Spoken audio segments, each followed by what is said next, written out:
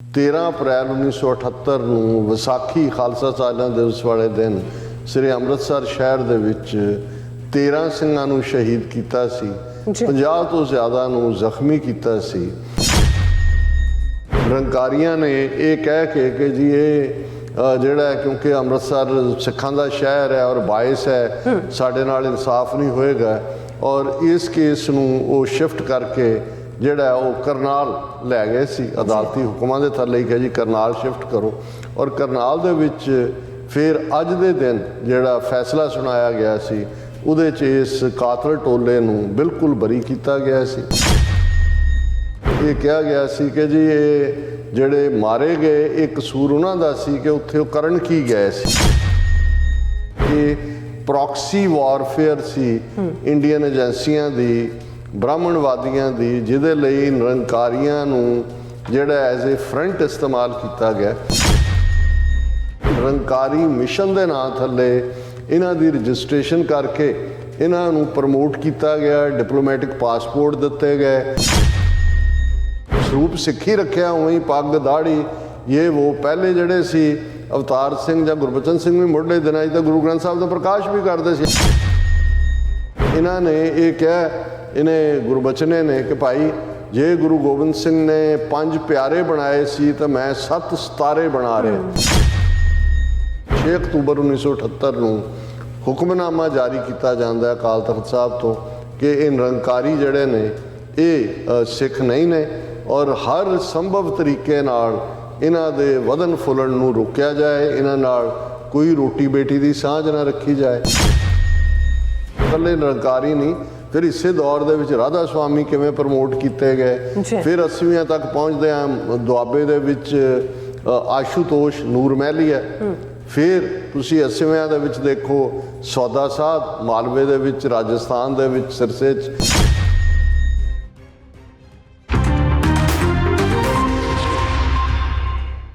ਵਾਹਿਗੁਰੂ ਜੀ ਕਾ ਖਾਲਸਾ, ਵਾਹਿਗੁਰੂ ਜੀ ਕੀ ਫਤਿਹ। ਅਸਲਾਮ ਵਾਲੇਕਮ, ਆਦਾਬ, ਅਰਜ਼ ਮਹਾਂ। ਤੁਹਾਡੀ ਹੋਸਟ ਅਨਿਲ ਮੁਖੌਰ ਤੇ ਮੈਂ TV84 ਦੇ ਸਾਰੇ ਦਰਸ਼ਕਾਂ ਤੇ ਸਰੋਤਿਆਂ ਨੂੰ ਜੀ ਆਇਆਂ ਕਹਿੰਦੀ ਹਾਂ ਪ੍ਰੋਗਰਾਮ ਸੱਚੋ ਸੱਚ ਵਿੱਚ, ਜਿਹੜੇ ਇਸ ਪ੍ਰੋਗਰਾਮ ਨਾਲ ਦੇਸ਼ਾਂ ਵਿਦੇਸ਼ਾਂ ਤੋਂ ਜੁੜ ਚੁੱਕੇ ਨੇ। ਖਾਲਸਾ ਅਫੇਅਰ ਸੈਂਟਰ ਦੇ ਸੰਚਾਲਕ ਡਾਕਟਰ ਅਮਰਜੀਤ ਸਿੰਘ ਜੀ ਰੋਜ਼ਾਨਾ ਦੀ ਤਰ੍ਹਾਂ ਸਟੂਡੀਓ 'ਚ ਮੇਰੇ ਨਾਲ ਮੌਜੂਦ ਨੇ। ਉਹਨਾਂ ਨਾਲ ਗੱਲਬਾਤ ਕਰਕੇ ਅੱਜ ਦੇ ਅਹਿਮ ਇਸ਼ੂਜ਼ ਉੱਪਰ ਉਹਨਾਂ ਦਾ ਤਜਜ਼ੀਆ ਜਾਣਦੇ ਹਾਂ। ਜੀ ਡਾਕਟਰ ਸਾਹਿਬ, ਵਾਹਿਗੁਰੂ ਜੀ ਕਾ ਖਾਲਸਾ, ਵਾਹਿਗੁਰੂ ਜੀ ਕੀ ਫਤਿਹ। ਹਾਂਜੀ ਨੀਲਮ ਕੌਰ ਜੀ, ਤੁਹਾਨੂੰ ਵੀ ਤੇ ਦੁਨੀਆ ਭਰ 'ਚ ਬੈਠੇ ਸਾਡੇ ਬਹੁਤ ਹੀ ਪਿਆਰੇ ਸੋਹਣੇ ਸਿਆਣੇ TV84 ਦੇ ਵਿਊਅਰਸ ਨੂੰ ਵੀ ਵਾਹਿਗੁਰੂ ਜੀ ਕਾ ਖਾਲਸਾ, ਵਾਹਿਗੁਰੂ ਜੀ ਕੀ ਫਤਿਹ। ਤੇ ਸਾਡੇ ਬਹੁਤ ਹੀ ਪਿਆਰੇ ਮੁਸਲਮਾਨ ਭੈਣਾਂ ਭਰਾਵਾਂ ਨੂੰ अस्सलाम वालेकुम। जी डॉक्टर साहब, जी आनू प्रोग्राम सच्चो सच विच बहुत शुक्रिया जी। डॉक्टर साहब, आज 4 जनवरी 2023 22 पो नानकशाही संमत 554 ਦਾ ਦਿਨ ਹੈ ਤੇ ਡਾਕਟਰ ਸਾਹਿਬ ਪ੍ਰੋਗਰਾਮ ਸ਼ੁਰੂ ਕਰਨ ਤੋਂ ਪਹਿਲਾਂ ਅਸੀਂ ਆਪਣੇ ਦਰਸ਼ਕਾਂ ਦੇ ਸਰੋਤਿਆਂ ਨੂੰ ਹਮੇਸ਼ਾ ਤਰ੍ਹਾਂ ਦੱਸਦੇ ਵਿਊਅਰਸ ਆ, ਜੇ ਤੁਸੀਂ ਹੱਕ ਸੱਚ ਇਨਸਾਫ ਤੇ ਪੈਰਾ ਦਿੰਦਾ ਇੱਕੋ ਇੱਕ ਚੈਨਲ TV84 ਨੂੰ ਦੇਖਣਾ ਚਾਹੁੰਦੇ ਹੋ ਤਾਂ ਤੁਸੀਂ ਦੇਖ ਸਕਦੇ ਹੋ spectrum cable, RCN cable, welfare Canada, roku, ਜਾਦੂ ਬਾਕਸ, ਸ਼ਾਵਾ, ਫੇਸਬੁੱਕ TV84 ਦੀ ਐਪ ਰਾਹੀਂ online streaming and IP box ਤੇ ਤੁਸੀਂ TV84 ਨੂੰ ਦੇਖ ਸਕਦੇ ਹੋ। ਵਿਊਅਰਸ, ਜੇ ਤੁਸੀਂ TV84 ਨਾਲ ਪ੍ਰੋਗਰਾਮ ਸੱਚੋ ਸੱਚ ਨਾਲ ਫੇਸਬੁੱਕ ਰਾਹੀਂ ਜੁੜੇ ਤਾਂ ਵੱਧ ਤੋਂ ਵੱਧ ਲਾਈਕ ਕਰੋ ਤੇ ਸ਼ੇਅਰ ਕਰੋ ਅਤੇ ਨਾਲ ਹੀ YouTube ਤੇ ਸਬਸਕ੍ਰਾਈਬ ਵੀ ਕਰੋ। ਇਹ ਵੀ ਦੱਸ ਦਿਓ ਕਿ ਤੁਸੀਂ TV84 ਦੀ ਐਪ ਨੂੰ ਐਂਡਰੋਇਡ ਐਂਡ ਐਪ ਸਟੋਰ ਤੇ ਡਾਊਨਲੋਡ ਕਰਕੇ ਜੋ TV84 ਦੀ ਲਾਈਵ ਸਟ੍ਰੀਮ ਹੈ ਉਸ ਨੂੰ ਤੁਸੀਂ 24 ਆਵਰਸ ਦੇਖ ਸਕਦੇ ਹੋ। ਸੋ ਵਿਊਅਰਸ, ਪ੍ਰੋਗਰਾਮ ਦੀ ਸ਼ੁਰੂਆਤ ਕਰਾਂਗੇ ਅੱਜ ਦੀ ਸਪਾਂਸਰਸ਼ਿਪ ਦੇ ਹਵਾਲੇ ਨਾਲ ਕਿ ਅੱਜ ਦੇ ਪ੍ਰੋਗਰਾਮ ਸੱਚੋ ਸੱਚ ਨੂੰ ਸਪਾਂਸਰ ਕੀਤਾ ਗਿਆ ਹੈ ਮੈਰੀਲੈਂਡ ਤੋਂ ਵੀਰ ਹਰਜੀਤ ਸਿੰਘ ਜੀ ਗਿੱਲ ਜਰਾ ਵੱਲੋਂ। ਸੋ ਇਹਨਾਂ ਨੇ ਬੇਨਤੀ ਕੀਤੀ ਹੈ ਕਿ ਅਸੀਂ ਇੱਕ ਦੂਜੇ ਦੀਆਂ ਲੱਤਾਂ ਖਿੱਚਣ ਦੀ ਥਾਂ ਇਹ ਦੇਖੀਏ ਕਿ ਕੌਮੀ ਕਾਰਡ ਦੀ ਪ੍ਰਾਪਤੀ ਲਈ ਚੱਲ ਰਹੇ ਸੰਘਰਸ਼ ਵਿੱਚ ਅਸੀਂ ਆਪ ਕੀ ਯੋਗਦਾਨ ਪਾ ਰਹੇ ਹਾਂ। ਸਾਡਾ ਕਿਸੇ ਹੋਰ ਤੇ ਜ਼ੋਰ ਨਹੀਂ, ਪਰ ਆਪਣੀ ਜ਼ਿੰਮੇਵਾਰੀ ਤਾਂ ਪਹਿਚਾਨੀਏ। ਕਿਰਤ ਕਮਾਈ ਦੇ ਨਾਲ ਨਾਲ ਆਪਣੇ ਸਮੇਂ ਦਾ ਦਸਵੰਧ ਵੀ ਕੱਢੀਏ, ਨੌਜਵਾਨ ਪੀੜ੍ਹੀ ਨੂੰ ਨਾਲ ਜੋੜੀਏ। ਵਾਹਿਗੁਰੂ ਕਿਰਪਾ ਕਰਨ, ਕੌਮ ਨੂੰ ਖਾਲਿਸਤਾਨ ਬਖਸ਼ਿਸ਼ ਕਰਨ। ਸੋ ਅੱਜ ਦੀ ਸਪਾਂਸਰਸ਼ਿਪ ਲਈ ਅਸੀਂ ਵੀਰ ਹਰਜੀਤ ਸਿੰਘ ਗਿੱਲ ਜੀ ਉਹਨਾਂ ਦਾ ਤਹਿ ਦਿਲ ਤੋਂ ਧੰਨਵਾਦ ਕਰਦੇ ਹਾਂ ਔਰ ਤੁਹਾਨੂੰ ਵੀ ਅਪੀਲ ਤੇ ਬੇਨਤੀ ਕਰਦੇ ਹਾਂ ਕਿ ਤੁਸੀਂ ਪ੍ਰੋਗਰਾਮ ਸੱਚੋ ਸੱਚ ਨੂੰ ਵੱਧ ਤੋਂ ਵੱਧ ਸਪਾਂਸਰ ਕਰੋ। ਸਪਾਂਸਰਸ਼ਿਪ ਲਈ ਤੁਸੀਂ ਸਾਨੂੰ ਕਾਲ ਕਰ ਸਕਦੇ ਸਾਡੇ ਫੋਨ ਨੰਬਰ ਤੇ 5166191984, ਸੇਮ ਨੰਬਰ ਤੇ WhatsApp ਕਰ ਸਕਦੇ ਹੋ। ਤੁਸੀਂ ਸਾਨੂੰ ਈਮੇਲ ਵੀ ਕਰ ਸਕਦੇ ਹੋ info@tv84.tv ਤੇ। ਸੋ ਵਿਊਅਰਸ, ਪਹਿਲੇ ਸੈਗਮੈਂਟ ਦੇ ਵਿੱਚ ਗੱਲਬਾਤ ਕਰਨ ਜਾ ਰਹੇ ਹਾਂ ਕਿ ਅੱਜ ਦੇ ਦਿਨ 4 ਜਨਵਰੀ 1982 ਨੂੰ ਭਾਰਤੀ ਅਦਾਲਤੀ ਸਿਸਟਮ ਨੇ ਨਕਲੀ ਨਿਰੰਕਾਰੀਆਂ ਦੇ ਗੁਰੂ ਗੁਰਬਚਨ ਅਤੇ ਉਸ ਦੇ ਹੋਰ 64 ਸਾਥੀਆਂ ਨੂੰ ਬਰੀ ਕਰ ਦਿੱਤਾ ਸੀ। ਸੋ ਯਾਦ ਰਹੇ ਇਹ ਉਹ ਕਾਤਲ ਟੋਲਾ ਸੀ ਜਿਸ ਨੇ 13 ਅਪ੍ਰੈਲ 1978 ਨੂੰ ਵਿਸਾਖੀ ਵਾਲੇ ਦਿਨ ਸ਼੍ਰੀ ਅੰਮ੍ਰਿਤਸਰ ਦੀ ਪਵਿੱਤਰ ਧਰਤੀ ਤੇ 13 ਸਿੰਘਾਂ ਨੂੰ ਸ਼ਹੀਦ ਕੀਤਾ ਅਤੇ 60 ਤੋਂ ਜ਼ਿਆਦਾ ਸਿੰਘਾਂ ਨੂੰ ਜ਼ਖਮੀ ਕੀਤਾ ਸੀ। ਸੋ ਇਹ ਸਿੰਘ ਸ਼ਾਂਤਮਈ ਢੰਗ ਨਾਲ ਨਿਰੰਕਾਰੀਆਂ ਦੇ ਖਿਲਾਫ ਪ੍ਰੋਟੈਸਟ ਕਰ ਰਹੇ ਸਨ। ਸੋ ਇਸ ਅਦਾਲਤੀ ਫੈਸਲੇ ਤੋਂ ਬਾਅਦ ਪੰਜਾਬ ਵਿੱਚ ਖਾਲਸਾਈ ਰਵਾਇਤਾਂ ਅਨੁਸਾਰ ਸਜ਼ਾ ਦੇਣ ਦੀ ਦੌੜ ਦੀ ਆਰੰਭਤਾ ਹੋਈ ਸੀ। ਸੋ ਇਸ ਬਾਰੇ ਆਪਾਂ ਗੱਲਬਾਤ ਕਰਨ ਜਾ ਰਹੇ ਹਾਂ। ਸੋ ਅਸੀਂ ਚਾਹਾਂਗੇ ਕਿ ਤੁਸੀਂ ਇਸੇ ਤਰ੍ਹਾਂ ਬਣੇ ਰਹਿਣਾ। ਦੇਖਣ ਸੁਣਨ ਲਈ ਤੁਹਾਡਾ ਸਭ ਦਾ ਬਹੁਤ ਸ਼ੁਕਰੀਆ ਜੀ। ਡਾਕਟਰ ਸਾਹਿਬ ਕੀ ਕਹਿਣਾ ਚਾਹੋਗੇ? ਦੇਖੋ, ਸਭ ਤੋਂ ਪਹਿਲਾਂ ਤਾਂ ਅਸੀਂ ਆਪਣੇ ਉਹਨਾਂ ਸਾਰੇ ਵਿਊਅਰਸ ਦਾ ਸ਼ੁਕਰੀਆ ਅਦਾ ਕਰਦੇ ਹਾਂ ਜਿਨ੍ਹਾਂ ਨੇ ਵਰ੍ਹਾ 2023 ਦੇ ਸਾਡੇ ਪਹਿਲੇ ਪ੍ਰੋਗਰਾਮ ਜਿਹੜਾ ਅਸੀਂ ਕੱਲ੍ਹ ਕੀਤਾ ਉਸ ਨੂੰ ਪਸੰਦ ਕੀਤਾ। ਨਾਈਸ। ਬਹੁਤ ਸਾਰਿਆਂ ਦੇ ਮੈਸੇजेस ਆਏ ਨੇ ਔਰ ਵਧਾਈਆਂ ਦਾ ਸਿਲਸਿਲਾ ਵੀ ਜਾਰੀ ਹੈ। ਅਸੀਂ ਸਭ ਦਾ ਕਲੈਕਟਿਵਲੀ ਸਾਂਝੇ ਤੌਰ ਦੇ ਉੱਤੇ ਸ਼ੁਕਰੀਆ ਅਦਾ ਕਰਦੇ ਹਾਂ। ਅੱਜ ਦੇ ਪ੍ਰੋਗਰਾਮ ਨੂੰ ਸਪਾਂਸਰ ਕਰਨ ਵਾਲੇ ਵੀਰ ਹਰਜੀਤ ਸਿੰਘ ਗਿੱਲ ਸਾਡੇ ਲਈ ਛੋਟੇ ਭਰਾਵਾਂ ਵਾਂਗ ਨੇ। ਅੱਛਾ। ਇਹਨਾਂ ਦਾ ਸੰਘਰਸ਼ ਦੇ ਵਿੱਚ ਵੱਡਾ ਯੋਗਦਾਨ ਹੈ। ਅੱਜ ਵੀ ਸਫਲ ਜਿੱਥੇ ਕਾਰੋਬਾਰੀ ਨੇ, ਪਰ ਉਹਨਾਂ ਦਾ ਔਰ ਉਹਨਾਂ ਦੇ ਸਮੁੱਚੇ ਪਰਿਵਾਰ ਦਾ ਦਿਲ ਹਮੇਸ਼ਾ ਪੰਥਕ ਚੜ੍ਹਦੀ ਕਲਾ ਦੀ ਕਾਮਨਾ ਵੀ ਕਰਦਾ ਹੈ ਔਰ ਉਸ ਦੇ ਲਈ ਉਹ ਹਰ ਜਿਹੜਾ ਵੀ ਕੋਈ ਯਤਨਸ਼ੀਲ ਹੈ ਉਸ ਦੀ ਮਦਦ ਕਰਦੇ ਨੇ। ਔਰ ਵਰਜੀਨੀਆ ਦੇ ਵਿੱਚ ਹੋਏ ਫੰਡ ਰੇਜ਼ਿੰਗ ਡਿਨਰ ਦੇ ਵਿੱਚ TV 84 ਦੀ ਮਦਦ ਲਈ ਜਿੱਥੇ ਉਹਨਾਂ ਨੇ ਆਪ ਵੱਧ ਚੜ੍ਹ ਕੇ ਹਿੱਸਾ ਪਾਇਆ, ਉੱਥੇ ਉਹਨਾਂ ਨੇ ਕਾਫੀ ਇਸ ਦੇ ਲਈ ਐਫਰਟ ਵੀ ਕੀਤਾ ਜੀ। ਔਰ ਜ਼ਾਹਰ ਹੈ ਕਿ ਜਿਨ੍ਹਾਂ ਨੇ ਚੜ੍ਹਦੀ ਜਵਾਨੀ ਵੇਲੇ ਇਸ ਪਾਸੇ ਰੁਖ ਕੀਤਾ ਹੋਏ ਔਰ ਅੱਜ ਜਿਹੜੇ ਮਿਡਲ ਏਜ ਜਾਂ ਬੁਢਾਪੇ ਵੱਲ ਵੱਧ ਰਹੇ ਨੇ, ਉਹਨਾਂ ਨੂੰ ਇਹ ਦੇਖ ਕੇ ਦੁੱਖ ਵੀ ਹੁੰਦਾ ਹੈ ਕਿ ਇੰਨੀਆਂ ਕੁਰਬਾਨੀਆਂ ਔਰ ਕਈ ਵਾਰ ਕਾਮਯਾਬੀ ਦੇ ਇੰਨੇ ਨੇੜੇ ਆ ਚੁੱਕੇ ਹੁੰਦੇ ਹੋਇਆਂ ਵੀ ਅਸੀਂ ਕਿਵੇਂ ਸਾਡਾ ਇਹ ਇੱਕ ਪਤਾ ਨਹੀਂ ਉਸ ਮਿੱਟੀ ਦੀ ਇੱਕ ਪਾਸੇ ਜਿੱਥੇ ਖੂਬਸੂਰਤ ਖਸਲਤ ਹੈ ਉੱਥੇ ਇਹ ਲੱਤਾਂ ਖਿੱਚਣ ਵਾਲੀ ਗੱਲ ਜਾਂ ਇੱਕ ਦੂਸਰੇ ਦਾ ਵਿਰੋਧ ਕਰਨ ਦੀ ਲਾਈਨ ਤੇ ਕਿਤੇ ਨਾ ਕਿਤੇ ਇਹ ਈਰਖਾ ਫੈਕਟਰ ਵੀ ਇਹ ਰਾਹ ਦੇ ਵਿੱਚ ਆ ਜਾਂਦੇ ਨੇ। ਔਰ ਇਹ ਜਦੋਂ ਹਰਜੀਤ ਸਿੰਘ ਹੋਰੀ 1-to-1 ਵੀ ਗੱਲਬਾਤ ਕਰਦੇ ਨੇ ਉਹ ਹਮੇਸ਼ਾ ਹੀ ਹੋਪਫੁਲ ਹੁੰਦੇ ਨੇ ਕਿ ਵੀ ਪੰਜਾਬ ਦੇ ਵਿੱਚ ਤਾਂ ਨੌਜਵਾਨੀ ਹਮੇਸ਼ਾ ਹੀ ਤਿਆਰ ਹੈ ਕੌਮੀ ਘਰ ਦੇ ਲਈ ਕੁਰਬਾਨੀ ਕਰਨ ਲਈ, ਪਰ ਜਿਹੜੀ ਫੇਲਿਅਰ ਹੁੰਦੀ ਹੈ ਉਹ ਉੱਪਰਲੇ ਲੈਵਲ ਤੇ ਹੁੰਦੀ ਹੈ। ਔਰ ਇਹ ਇੱਕ ਬਿਲਕੁਲ ਫੈਕਟ ਹੈ। ਮੈਂ ਤਾਂ ਜੇ ਅਸੀਂ ਬਹੁਤ ਪਿੱਛੇ ਨਾ ਵੀ ਜਾਈਏ, ਪਿਛਲੇ ਆਲਮੋਸਟ 10-11 ਸਾਲ ਦਾ ਪਾਰਟ ਹੀ ਦੇਖੀਏ ਤੇ ਫਿਰ 2012 ਦੇ ਵਿੱਚ ਜਦੋਂ ਭਾਈ ਬਲਵੰਤ ਸਿੰਘ ਰਾਜੋਆਣਾ ਦੇ ਬਲੈਕ ਵਾਰੰਟ 2 ਵਾਰ ਜਾਰੀ ਕੀਤੇ ਜਾਂਦੇ ਨੇ ਔਰ ਕਿਵੇਂ ਸਾਰਾ ਪੰਜਾਬ ਕੇਸਰੀ ਰੰਗ ਵਿੱਚ ਰੰਗਿਆ ਗਿਆ, ਕਿਵੇਂ ਸਮੁੱਚੀ ਪੰਜਾਬ ਦੀ ਜਵਾਨੀ ਸੜਕਾਂ ਤੇ ਆਈ ਔਰ ਇਹ ਕਿਤੇ ਨਹੀਂ ਹੋਇਆ। ਇੱਕ ਵਾਰ ਜਾਰੀ ਹੋਏ ਬਲੈਕ ਵਾਰੰਟ ਵੀ ਜਿਹੜੇ ਨੇ ਐਗਜ਼ੀਕਿਊਟ ਹੁੰਦੇ ਹੀ ਨਹੀਂ। ਮਤਲਬ ਇਹ ਹੁੰਦਾ ਹੈ ਕਿ ਅਗਲਾ ਸਟੈਪ ਜਿਹੜਾ ਉਹ ਫਾਇਰ ਆਉਣ ਦਾ ਹੁੰਦਾ, ਪਰ 2 ਵਾਰ ਜਾਰੀ ਹੋਣ ਦੇ ਬਾਵਜੂਦ ਜੇ ਉਸ ਫੈਸਲੇ ਨੂੰ ਰਿਵਰਸ ਕਰਵਾਇਆ ਤੇ ਉਹ ਸਿੱਖ ਕੌਮ ਦੀ ਉਸ ਸੋਲੀਡੈਰਿਟੀ ਦੀ ਵਜ੍ਹਾ ਕਰਕੇ ਸੀ। ਔਰ ਇਹ ਲੱਗਦਾ ਸੀ ਕਿ ਜਿਵੇਂ 2012 ਦੇ ਵਿੱਚ ਸਮੁੱਚੀ ਕੌਮ ਇਸ ਮੁੱਦੇ ਤੇ ਇਕੱਠੀ ਹੋਈ ਹੈ ਵੀ ਇਹਨੂੰ ਕਿਸੇ ਪਾਸੇ ਪੋਲੀਟੀਕਲ ਜਿਹੜੀ ਕਿਸੇ ਮੂਵਮੈਂਟ ਦੇ ਵਿੱਚ ਕਨਵਰਟ ਕੀਤਾ ਜਾ ਸਕਦਾ ਸੀ, ਲੇਕਿਨ ਉਹ ਮੌਕਾ ਵੀ ਅਸੀਂ ਗਵਾਇਆ। ਫਿਰ ਏਜੰਸੀਆਂ ਨੇ ਦੇਖਦੇ ਹਾਂ ਕਿ ਵੀ ਇਸ ਕੌਮ ਨੂੰ ਹੁਣ ਕਿਵੇਂ ਕਿਸੇ ਹੋਰ ਪਾਸੇ ਤੋਰਨਾ। ਅਸੀਂ ਦੇਖਦੇ ਹਾਂ ਕਿ 2015 ਤੱਕ ਪਹੁੰਚਦੇ ਹਾਂ ਔਰ ਇਸ ਘਟਨਾਕ੍ਰਮ ਤੋਂ ਬਾਅਦ ਹੀ ਲਗਾਤਾਰਤਾ ਨਾਲ ਗੁਰੂ ਗ੍ਰੰਥ ਸਾਹਿਬ ਦੀ ਬੇਅਦਬੀ ਦੀਆਂ ਘਟਨਾਵਾਂ ਦਾ ਸਿਲਸਿਲਾ ਜਿਹੜਾ ਛੁੱਟ-ਪੁੱਟ ਤੌਰ ਤੇ ਸ਼ੁਰੂ ਹੁੰਦਾ ਹੈ, ਪਰ 2015 ਤੱਕ ਪਹੁੰਚਦੇ ਹਾਂ ਅਸੀਂ ਦੇਖਦੇ ਹਾਂ ਕਿ ਜੂਨ ਦੇ ਮਹੀਨੇ ਬੁਰਜ ਜਵਾਰ ਸਿੰਘ ਵਾੜਾ 'ਚੋਂ ਗੁਰੂ ਗ੍ਰੰਥ ਸਾਹਿਬ ਦਾ ਸਰੂਪ ਗਾਇਬ ਕੀਤਾ ਜਾਂਦਾ ਹੈ। ਫਿਰ ਕਿਵੇਂ ਇਹ ਚੈਲੰਜ ਕਰਕੇ ਸੌਦਾ ਸਾਧ ਦੇ ਚੇਲਿਆਂ ਵੱਲੋਂ ਕਿ ਤੁਹਾਡਾ ਗੁਰੂ ਅਸੀਂ ਚੁੱਕ ਲਿਆ, ਹਿੰਮਤ ਹੈ ਤੇ ਆ ਕੇ ਲੈ ਜਾਓ। ਫਿਰ ਬਰਗਾੜੀ ਦੇ ਵਿੱਚ ਗੁਰੂ ਗ੍ਰੰਥ ਸਾਹਿਬ ਦੇ ਪਵਿੱਤਰ ਅੰਗ ਗਲੀਆਂ ਦੇ ਵਿੱਚ ਖਿਲਾਰ ਦਿੱਤੇ ਜਾਂਦੇ ਨੇ ਔਰ ਜਦੋਂ ਸਿੱਖ ਪ੍ਰੋਟੈਸਟ ਲਈ ਨਿਕਲਦੇ ਨੇ ਤੇ ਉਹ ਬਹਿਬਲ ਕਲਾਂ ਹੋਏ ਜਾਂ ਕੋਟਕਪੂਰਾ ਹੋਏ, ਉਸ ਵੇਲੇ ਦੀ ਬਾਦਲ ਸਰਕਾਰ ਜਿਸ ਦਾ DGP ਸੁਮੇਧ ਸੈਣੀ ਉਹਦੇ ਹੁਕਮਾਂ ਥੱਲੇ ਕਿਵੇਂ ਗੋਲੀ ਕਾਂਡ ਵਰਤਾਇਆ ਜਾਂਦਾ ਹੈ, 2 ਸਿੰਘ ਬਹਿਬਲ ਕਲਾਂ ਸ਼ਹੀਦ ਹੁੰਦੇ ਨੇ, ਕਿੰਨੇ ਹੋਰ ਜ਼ਖਮੀ ਹੁੰਦੇ ਨੇ।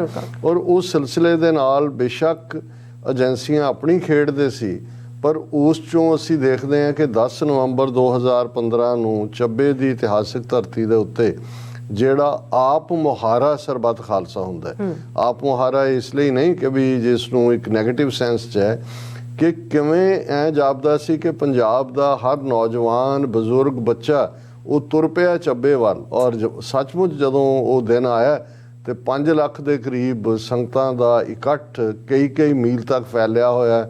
ਲੋਕਾਂ ਨੇ ਆਪਣੇ ਘਰਾਂ ਦੇ ਦਰਵਾਜ਼ੇ ਵੀ ਖੋਲ੍ਹ ਦਿੱਤੇ ਔਰ ਉਹਨਾਂ ਦਾ ਪ੍ਰਬੰਧ ਵੀ, ਔਰ ਕਈਆਂ ਦੇ ਪੈਰ ਸੁੱਜੇ ਹੋਏ, ਉਹ ਤੁਰ ਕੇ ਹੀ ਪਹੁੰਚੇ ਹੋਏ ਨੇ ਕਿਉਂਕਿ ਸਰਕਾਰ ਨੇ ਬੱਸਾਂ ਗੱਡੀਆਂ ਤਾਂ ਕੈਂਸਲ ਕਰ ਦਿੱਤੀਆਂ ਤਾਂ ਕਿ ਇਕੱਠ ਨਾ ਹੋਏ। ਔਰ ਹੋਪ ਸੀ ਕਿ ਉਸ ਚੋਂ ਕੁਝ ਨਿਕਲੇਗਾ, ਲੇਕਿਨ ਇਹ ਉਦੋਂ ਹੀ ਵਾਜ਼ਿਆ ਹੋ ਗਿਆ ਸੀ ਕਿ ਕਿਵੇਂ ਉਸ ਸਟੇਜ ਨੂੰ ਹਾਈਜੈਕ ਕਰ ਲਿਆ ਗਿਆ ਹੈ। ਲੇਕਿਨ ਉਸ ਚੋਂ ਇੱਕ ਪ੍ਰਾਪਤੀ ਜ਼ਰੂਰ ਸੀ ਕਿ ਜਿਹੜਾ ਸੰਗਤਾਂ ਨੂੰ ਕੁਛ ਨਾ ਕੁਛ ਤਾਂ ਦੇਣਾ ਪੈਣਾ। ਜਥੇਦਾਰ ਜਗਤਾਰ ਸਿੰਘ ਹਵਾਰਾ ਬਤੌਰੇ ਜਥੇਦਾਰ ਜਿਹੜੇ ਨੇ ਉਸ ਇਕੱਠ ਵੱਲੋਂ ਜਿਹੜੇ ਨੇ ਉਹ ਨਾਮਜ਼ਦ ਕੀਤੇ ਜਾਂਦੇ ਨੇ ਔਰ ਉਸ ਦੇ ਵਿੱਚ ਜਿਹੜਾ ਵਰਲਡ ਸਿੱਖ ਪਾਰਲੀਮੈਂਟ ਕਿ ਦੁਨੀਆ ਦੇ ਵਿੱਚ ਸਿੱਖਾਂ ਦੀ ਇੱਕ ਪਾਰਲੀਮੈਂਟ ਹੋਏ, ਇਹ ਰੈਜ਼ੋਲੂਸ਼ਨ। ਬਾਕੀ ਰੈਜ਼ੋਲੂਸ਼ਨ ਜਿਹੜੇ ਨੇ ਉਹ ਤੁਸੀਂ ਜੇ ਕੁੱਲ ਮਿਲਾ ਕੇ ਦੇਖਦੇ ਹੋ ਕਿ ਈਵਨ ਉਸ ਪਲੇਟਫਾਰਮ ਤੋਂ ਸਰ ਸਿਮਰਨਜੀਤ ਸਿੰਘ ਮਾਨ ਨੂੰ ਬੋਲਣ ਦਾ ਵਕਤ ਵੀ ਨਹੀਂ ਸੀ ਦਿੱਤਾ ਗਿਆ ਕਿਉਂਕਿ ਜਿਨ੍ਹਾਂ ਦੇ ਕੋਲ ਵੀ ਉਹ ਪ੍ਰਬੰਧ ਚਲਾ ਗਿਆ ਉਹ ਨਹੀਂ ਸੀ ਚਾਹੁੰਦੇ ਕਿ ਉਸ ਪਲੇਟਫਾਰਮ ਤੋਂ ਫਰਦਰ ਖਾਲਿਸਤਾਨ ਵੱਲ ਜਿਹੜੀ ਹੈ ਗੱਲ ਅੱਗੇ ਤੁਰੇ। ਲੇਕਿਨ ਫਿਰ ਇਹ ਓਕੇਜ਼ਨ ਜਿਹੜਾ ਹੈ ਉਹ ਅਕਾਲੀ ਦਲ ਅੰਮ੍ਰਿਤਸਰ ਦੇ ਕੋਲ ਆਇਆ ਕਿਉਂਕਿ ਉਹਨਾਂ ਦੇ ਹੀ ਜਿਹੜੇ ਪ੍ਰਧਾਨ ਸੀ ਉਸ ਤੋਂ ਪਹਿਲਾਂ 2015 ਦੇ ਇਕੱਠ ਤੋਂ ਪਹਿਲਾਂ ਉਹਨਾਂ ਨੂੰ ਜਿਹੜਾ ਉਹ ਜਥੇਦਾਰ ਐਕਟਿੰਗ ਅਕਾਲ ਤਖਤ ਥਾਪਿਆ ਗਿਆ ਸੀ ਜਥੇਦਾਰ ਜਗਤਾਰ ਸਿੰਘ ਹਵਾਰਾ ਦੀ ਥਾਂ ਦੇ ਉੱਤੇ। ਪਰ ਅਸੀਂ ਇਹ ਦੇਖਦੇ ਹਾਂ ਕਿ ਵੀ ਇਹ ਫਿਰ ਇੱਕ ਮੋਰਚਾ ਬਰਗਾੜੀ ਦੇ ਵਿੱਚ ਹੀ ਜਿਹੜਾ ਉਹ ਸ਼ੁਰੂ ਕਰ ਦਿੱਤਾ ਜਾਂਦਾ ਹੈ ਔਰ 8-9 ਮਹੀਨੇ ਚੱਲੇ ਮੋਰਚੇ 'ਚ ਇਸ ਕਦਰ ਭਾਈ ਧਿਆਨ ਸਿੰਘ ਮੰਡ ਜਿਹੜੇ ਐਕਟਿੰਗ ਜਥੇਦਾਰ ਉਹਨਾਂ ਦੀ ਕਮਾਂਡ ਥੱਲੇ ਔਰ ਇਹੀ ਸ਼ਤੂੰਗੜਾ ਦਾਦੂਵਾਲ ਜਿਹੜਾ ਹੁਣ ਹਰਿਆਣਾ ਕਮੇਟੀ, ਇਹਨੂੰ ਹੀ 2015 ਦੇ ਵਿੱਚ ਦਮਦਮਾ ਸਾਹਿਬ ਦਾ ਜਥੇਦਾਰ ਥਾਪਿਆ ਗਿਆ। ਇੱਕ ਅਮਰੀਕ ਸਿੰਘ ਜਿਹੜੇ ਅਜਨਾਲਾ ਨੂੰ ਥਾਪਿਆ ਗਿਆ ਔਰ ਕੀ ਹੋਇਆ ਅੰਦਰੂਨੀ ਇਹ ਕਹਾਣੀ ਕਦੇ ਵੀ ਬਾਹਰ ਨਹੀਂ ਆਈ ਕਿ ਕਿਵੇਂ 8-9 ਮਹੀਨੇ ਚੱਲੇ ਉਸ ਮੋਰਚੇ ਨੂੰ ਕਿਵੇਂ ਫਲॉप ਕੀਤਾ ਗਿਆ ਔਰ ਕਿਵੇਂ ਸਿੱਖ ਸੰਗਤਾਂ ਦੇ ਨਾਲ ਇੱਕ ਵਾਰ ਫੇਰ ਵੱਡਾ ਧੋਖਾ ਹੋਇਆ। ਔਰ ਉਸ ਸਾਰੇ ਦੇ ਚੱਲਦਿਆਂ ਜੇ ਅਸੀਂ ਹੁਣ ਕਿਸਾਨ ਮੂਵਮੈਂਟ ਵੀ ਦੇਖੀਏ ਤੇ ਇਹਦੇ ਪਿੱਛੇ ਵੀ ਬੇਸ਼ੱਕ ਉਸ ਦਾ ਜਿਹੜਾ ਚਿਹਰਾ ਜਾਂ ਮੁਹਾਂਦਰਾ ਕੋਈ ਧਾਰਮਿਕ ਨਹੀਂ ਸੀ, ਇੱਕ ਇਕਨੋਮਿਕਲ ਇਸ਼ੂ ਦੇ ਉੱਤੇ ਸੀ, ਪਰ ਜੱਗ ਜਾਣਦਾ ਹੈ, ਮੋਦੀ ਜਾਣਦਾ ਹੈ, ਉਹਦੀ ਸਰਕਾਰ ਜਾਣਦੀ ਹੈ ਕਿਉਂਕਿ ਅਲਟੀਮੇਟਲੀ ਬਿਨਾਂ ਕੋਈ ਕਿਸਾਨ ਜਥੇਬੰਦੀਆਂ ਨਾਲ ਗੱਲਬਾਤ ਕੀਤੇ ਗੁਰੂ ਨਾਨਕ ਸਾਹਿਬ ਦੇ ਪ੍ਰਕਾਸ਼ ਪੁਰਬ ਦੇ ਮੌਕੇ ਹੀ ਮੋਦੀ ਉਹ 3 ਕਾਨੂੰਨ ਖੇਤੀ ਕਾਨੂੰਨ ਵਾਪਸ ਲੈਣ ਦਾ ਐਲਾਨ ਕਰਦਾ ਜਿਹੜਾ ਭਾਰਤ ਦੇ 75 ਸਾਲ ਦੇ ਇਤਿਹਾਸ 'ਚ ਇਸ ਲੈਵਲ ਦਾ ਵਾਕਿਆ ਕਿ ਜਿੱਥੇ ਲੋਕਾਂ ਦੇ ਪ੍ਰੈਸ਼ਰ ਦੇ ਸਾਹਮਣੇ ਜਿਹੜੇ ਆਲਰੇਡੀ ਪਾਸ ਕੀਤੇ ਹੋਏ ਕਾਨੂੰਨ ਨੇ ਉਹਨਾਂ ਨੂੰ ਗੈਜ਼ਟ ਤੱਕ ਵੀ ਪਹੁੰਚਾ ਦਿੱਤਾ ਗਿਆ ਹੈ। ਉਹ ਇਵੇਂ ਔਰ ਇਸ ਕਿਸਮ ਦੀ ਜਿਹੜੀ ਹੰਕਾਰੀ ਹੋਈ ਡਿਕਟੇਟਰਾਨਾ ਤਰਬੀਅਤ ਦੀ ਹਕੂਮਤ। ਸੋ ਜ਼ਾਹਰ ਹੈ ਕਿ ਵੀ ਉਸ ਚੋਂ ਵੀ ਉਹ ਨਵੰਬਰ 2021 ਦੇ ਵਿੱਚ ਵਾਪਰਿਆ ਔਰ ਆਸ ਸੀ ਕਿ ਭਾਈ ਇਸ ਨੂੰ ਪੰਜਾਬ ਦੇ ਵਿੱਚ ਫਰਵਰੀ 2022 ਦੀਆਂ ਚੋਣਾਂ ਤੱਕ ਪਹੁੰਚਦੇ ਹਾਂ ਇੱਕ ਪੋਲੀਟੀਕਲ ਜਿਹੜਾ ਲਹਿਰ ਦੇ ਵਿੱਚ ਬਦਲਿਆ ਜਾ ਸਕੇਗਾ, ਭਾਵੇਂ ਇਕਨੋਮਿਕਲ ਫਰੰਟ ਤੋਂ ਹੀ ਸਹੀ, ਪੰਜਾਬ ਦੇ ਪਾਣੀਆਂ ਦਾ ਮੁੱਦਾ ਹੀ ਸਹੀ, ਪੰਜਾਬ ਦੀ ਬਰਬਾਦ ਹੋ ਰਹੀ ਜ਼ਮੀਨ, ਕਿਰਸਾਨੀ, ਪੋਲਿਊਸ਼ਨ ਇਹਦੇ ਤੇ ਹੀ। ਪਰ ਕਿਵੇਂ ਕਾਮਰੇਡੀ ਲੀਡਰਸ਼ਿਪ ਰਾਹੀਂ ਏਜੰਸੀਆਂ ਫਿਰ ਆਪਣੀ ਖੇਡ 'ਚ ਕਾਮਯਾਬ ਰਹੀਆਂ ਔਰ ਉਹਨਾਂ ਨੇ ਹਿੰਦੂਤਵਾਦੀ ਸੀ ਟੀਮ ਆਮ ਆਦਮੀ ਪਾਰਟੀ ਦੇ ਹਵਾਲੇ ਪੰਜਾਬ ਦੀ ਹਕੂਮਤ ਕੀਤੀ ਔਰ ਪਿਛਲੇ 10 ਮਹੀਨੇ 'ਚ ਫਰਵਰੀ ਤੋਂ ਲੈ ਕੇ ਹੁਣ ਤੱਕ ਕਿਵੇਂ ਇੱਕ ਤੋਂ ਬਾਅਦ ਇੱਕ ਮੁੱਦਾ ਜਿਹੜਾ ਹੈ ਉਹ ਪੰਜਾਬ ਦਾ ਉਸ ਨੂੰ ਡਿਲੂਟ ਕੀਤਾ ਜਾ ਰਿਹਾ ਹੈ। ਅਸੀਂ SYL ਇਸ਼ੂ ਦੀ ਗੱਲ ਕੀਤੀ ਸੀ ਔਰ ਅੱਜ ਜਦੋਂ ਅਸੀਂ ਗੱਲ ਕਰ ਰਹੇ ਹਾਂ ਆਲਰੇਡੀ ਜਿਹੜੀ ਮੀਟਿੰਗ ਮੋਹਨ ਭਾਗਵਤ ਔਰ ਖੱਟੜ ਦੀ central minister water resource minister ਦੇ ਨਾਲ ਹੋਈ, ਉਹ ਚੋਂ ਨਿਕਲਣਾ ਕੀ ਸੀ ਉਹ ਤਾਂ ਐਵੇਂ ਦੱਸਣ ਲਈ ਸੀ ਸੈਂਟਰ ਦਾ ਜੀ ਅਸੀਂ ਕਿਉਂਕਿ 19 ਤਰੀਕ ਨੂੰ ਅਸੀਂ ਦੇਖਾਂਗੇ ਸੁਪਰੀਮ ਕੋਰਟ ਦੇ ਫੈਸਲੇ ਦਾ ਜਲਵਾ ਜਦੋਂ ਕਿ ਬਿਲਕੁਲ ਜਿਹੜਾ ਪੰਜਾਬ ਦੇ ਹੱਕਾਂ ਕਿਉਂਕਿ ਸਾਰੇ ਰਲੇ ਹੋਏ ਨੇ, ਚੋਰ ਤੇ ਕੁੱਤੀ ਆਪਸ 'ਚ ਰਲੇ ਹੋਏ ਨੇ। ਇਹ ਵੀ ਜੇ ਇਹਦਾ ਭਗਵੰਤ ਮਾਨ ਆ ਕੇ ਬਾਹਰ ਪ੍ਰੈਸ ਕਾਨਫਰੰਸ ਕਰ ਰਿਹਾ ਉਹਦੀ ਤੁਸੀਂ ਸ਼ਕਲ ਦੇਖੋ ਤੋਂ ਝੂਠਾ ਲੱਗਦਾ ਔਰ ਪ੍ਰੈਸ ਕਾਨਫਰੰਸ ਉਹ ਕਰ ਰਿਹਾ ਇੱਕ ਤੁਪਕਾ ਸਾਡੇ ਕੋਲ ਦੇਣ ਦਾ ਨਹੀਂ ਪੰਜਾਬ, ਇੱਕ ਤੁਪਕਾ ਉਹਨੂੰ ਆਪਣੇ ਪਿਓ ਨੂੰ ਪੁੱਛ ਕੇਜਰੀਵਾਲ ਨੂੰ ਜਿਹੜਾ ਜਿਹਨੇ ਜ਼ੁਬਾਨ ਹੀ ਨਹੀਂ ਖੋਲੀ ਔਰ ਉਹਦੀ ਹਦਾਇਤ ਹੈ ਤੁਸੀਂ ਕਿਸੇ ਆਮ ਆਦਮੀ ਪਾਰਟੀ ਦੇ ਲੀਡਰ ਦਾ ਵੱਡੇ ਜਾਂ ਛੋਟੇ ਦਾ ਕੋਈ ਬਿਆਨ ਨਹੀਂ ਦੇਖੋਗੇ ਪਾਣੀਆਂ ਦੇ ਇਸ਼ੂ ਤੇ ਕਿਉਂਕਿ ਆਲਰੇਡੀ ਕੇਜਰੀਵਾਲ ਜਿਹੜਾ ਹੈ ਉਹ ਤਾਂ ਦਿੱਲੀ 'ਚ ਪਾਣੀ ਮੁਫਤ ਹੋਰ ਕਿੱਥੋਂ ਲਿਜਾ ਕੇ ਦੇ ਰਹੇ ਨੇ, ਉਹ ਤਾਂ ਹਰਿਆਣਵੀ ਇੰਟਰਸਟ ਦੀ ਗੱਲ ਕਰਦਾ। ਸੋ ਇਹਨਾਂ ਹਾਲਾਤਾਂ 'ਚ ਅੱਜ ਪੰਜਾਬ ਦੇ ਸਾਹਮਣੇ ਅਗੇਨ ਉਹੀ ਸਮੱਸਿਆਵਾਂ, ਇਕੱਲਾ ਇਹੀ ਨਹੀਂ ਹੈ ਕਿ ਜੀ ਜਿਹੜਾ ਉਹ ਕਿਵੇਂ ਪਾੜ ਪਾਇਆ ਗਿਆ, ਕਿਵੇਂ ਹਰਿਆਣਾ ਕਮੇਟੀ ਕ੍ਰੀਏਟ ਕਰ ਦਿੱਤੀ ਗਈ, RSS ਦੇ ਹਵਾਲੇ ਕਰ ਦਿੱਤੀ ਹੈ। ਹੁਣ ਰਾਜਸਥਾਨ ਕਮੇਟੀ ਦੀ ਮੰਗ ਉਸ ਕਿਸਮ ਦੇ ਟੁੱਚਿਆਂ ਕੋਲੋਂ ਕਰਵਾਈ। ਇਸ ਮਾਮਲੇ 'ਚ ਤੁਸੀਂ ਦੇਖੋਗੇ ਕਿਤੇ ਤੁਹਾਨੂੰ BJP ਵਾਲੇ ਪੇਸ਼ ਨਜ਼ਰ ਆਉਣਗੇ ਅੱਗੇ ਮੰਗ ਕਰਦੇ, ਜਾਂ ਕਿਤੇ ਜਿਹੜੇ ਨੇ ਕਾਂਗਰਸ ਵਾਲੇ ਆਉਣਗੇ ਕਿਤੇ ਆਮ। ਪਰ ਮਕਸਦ ਇਹਨਾਂ ਦਾ ਇਹੀ ਹੈ ਵੀ ਕੇਂਦਰੀ ਤਾਕਤ ਜਿਹੜੀ ਸਿੱਖਾਂ ਦੀ ਹੈ, ਅਕਾਲ ਤਖਤ ਨੂੰ ਕਮਜ਼ੋਰ ਕਰਨਾ। ਸ਼੍ਰੋਮਣੀ ਕਮੇਟੀ ਪਹਿਲਾਂ ਬਾਦਲਾਂ ਰਾਹੀਂ ਇੰਡਾਇਰੈਕਟ ਤਰੀਕੇ ਨਾਲ ਵੀ ਉਹਨੂੰ ਇਸਤੇਮਾਲ ਕਰ ਹੀ ਰਹੇ ਸੀ, ਹੁਣ ਉਹ ਸਿੱਧੇ ਤੌਰ ਤੇ ਉਹਨਾਂ ਨੇ ਜਿਹੜੀ ਹੈ ਉਹਦੀ ਫਰੈਗਮੈਂਟੇਸ਼ਨ ਕਰ ਦਿੱਤੀ ਹੈ। ਤੇ ਇਹਨਾਂ ਹਾਲਾਤਾਂ 'ਚ ਜਿੱਥੇ ਕਿ ਇੱਕ ਪਾਸੇ ਜਦੋਂ ਇਸ ਕਿਸਮ ਦਾ ਵਰਤਾਰਾ ਵੀ ਚੱਲ ਰਿਹਾ ਹੁੰਦਾ ਹੈ, ਜੇ ਸਾਡੀ ਸੋਲੀਡੈਰਿਟੀ ਕਿਤੇ ਨਜ਼ਰ ਆਉਂਦੀ ਹੈ ਤਾਂ ਜ਼ਾਹਰ ਹੈ ਕਿ ਉਹ ਖਾਸ ਮੌਕਿਆਂ ਦੇ ਉੱਤੇ ਪੰਥ ਨੇ ਤਾਂ ਹਮੇਸ਼ਾ ਹੀ ਇਹੀ ਸੁਨੇਹਾ ਦਿੱਤਾ ਹੈ ਕਿ ਭਾਈ ਕੌਮ ਇਕੱਠੀ ਹੈ, ਸਿੱਖਾਂ ਦੇ ਵਿੱਚ ਕੌਮ ਦਾ ਦਰਦ ਹੈ, ਆਪਣਾ ਕੌਮੀ ਘਰ ਦੇ ਲਈ ਵੀ ਹੈ। ਲੇਕਿਨ ਜੇ ਫੇਲਿਅਰ ਹੁੰਦੀ ਹੈ ਤੇ ਅਪਰ ਲੈਵਲ ਤੇ ਹੁੰਦੀ ਹੈ। ਅਸੀਂ ਵੀਰ ਹਰਜੀਤ ਸਿੰਘ ਗਿੱਲ ਹੋਰਾਂ ਦਾ ਸ਼ੁਕਰੀਆ ਅਦਾ ਕਰਦੇ ਹਾਂ, ਔਰ ਕਿਉਂਕਿ ਜੋ ਉਹਨਾਂ ਨੇ ਨੁਕਤੇ ਆਪਣੇ ਮੈਸੇਜ ਦੇ ਵਿੱਚ ਦਿੱਤੇ ਸੀ, ਉਹੀ ਅੱਜ ਦਾ ਦਿਨ ਵੀ ਇੱਕ ਜਦੋਂ ਅਸੀਂ ਸਿੱਖ ਹਿਸਟਰੀ 'ਚ ਅੱਜ ਦੇ ਦਿਨ ਦਾ ਕੀ ਮੁਕਾਮ ਹੈ, ਤੇ ਫਿਰ ਜੇ ਇਸ ਨੂੰ ਅੰਗਰੇਜ਼ੀ ਦੇ ਵਿੱਚ ਲਫ਼ਜ਼ ਜੈਨੇਸਿਸ ਕਿਹਾ ਜਾਂਦਾ ਹੈ। ਜੈਨੇਸਿਸ ਓਰੀਜਨ ਵੀ ਹੁੰਦਾ ਹੈ, ਆਧਾਰ ਵੀ ਹੁੰਦਾ ਕਿਸੇ ਇਸ਼ੂ ਦਾ। ਔਰ ਜਿਹੜੇ ਲੋਕ ਖਾਸ ਤੌਰ ਤੇ ਬਾਹਰਲੇ ਮੁਲਕਾਂ ਦੇ ਵਿੱਚ ਸਾਡੇ ਯੰਗਸਟਰਸ ਜਿਹੜੇ ਸਮਝਣ ਦੀ ਕੋਸ਼ਿਸ਼ ਕਰਦੇ ਨੇ ਕਿ ਖਾਲਿਸਤਾਨ ਲਹਿਰ ਦਾ ਪਿਛੋਕੜ ਕੀ ਹੈ, ਜ਼ਾਹਰ ਹੈ ਪੋਲੀਟੀਕਲੀ ਅਸੀਂ ਤੀਸਰੀ ਧਿਰ 47 ਦੇ ਵਿੱਚ ਮੌਕਾ ਗਵਾਇਆ, ਔਰ ਇਹ ਸਾਰੇ ਦੇ ਨਾਲ ਜੋੜ ਕੇ ਦੇਖਦੇ। ਪਰ ਪੰਜਾਬ ਦੇ ਵਿੱਚ ਜਿਹੜਾ ਇੱਕ ਖਾੜਕੂਵਾਦ, ਜਿਸ ਦੇ ਲਈ ਦੂਸਰੀਆਂ ਤਰ੍ਹਾਂ ਹੀ ਲਫ਼ਜ਼ ਇਸਤੇਮਾਲ ਕਰਦੀਆਂ, ਮੈਂ ਹਮੇਸ਼ਾ ਜੁਝਾਰੂਵਾਦ ਲਫ਼ਜ਼ ਨੂੰ ਪ੍ਰੈਫਰ ਕਰਦਾ, ਕਿਉਂਕਿ ਜਿਹੜਾ ਸਿੱਖੀ ਵੈਲਿਊਜ਼ ਦੇ ਲਈ ਲੜਦਾ ਹੈ, ਖਾੜਕੂ ਇੱਕ ਮਿਲੀਟੈਂਸੀ ਲਈ ਜ਼ਰੂਰ ਲਫ਼ਜ਼ ਇਸਤੇਮਾਲ ਕਰਦੇ ਨੇ, ਔਰ ਲੈਫਟਿਸਟ ਨੇ ਜ਼ਿਆਦਾ ਕੀਤਾ।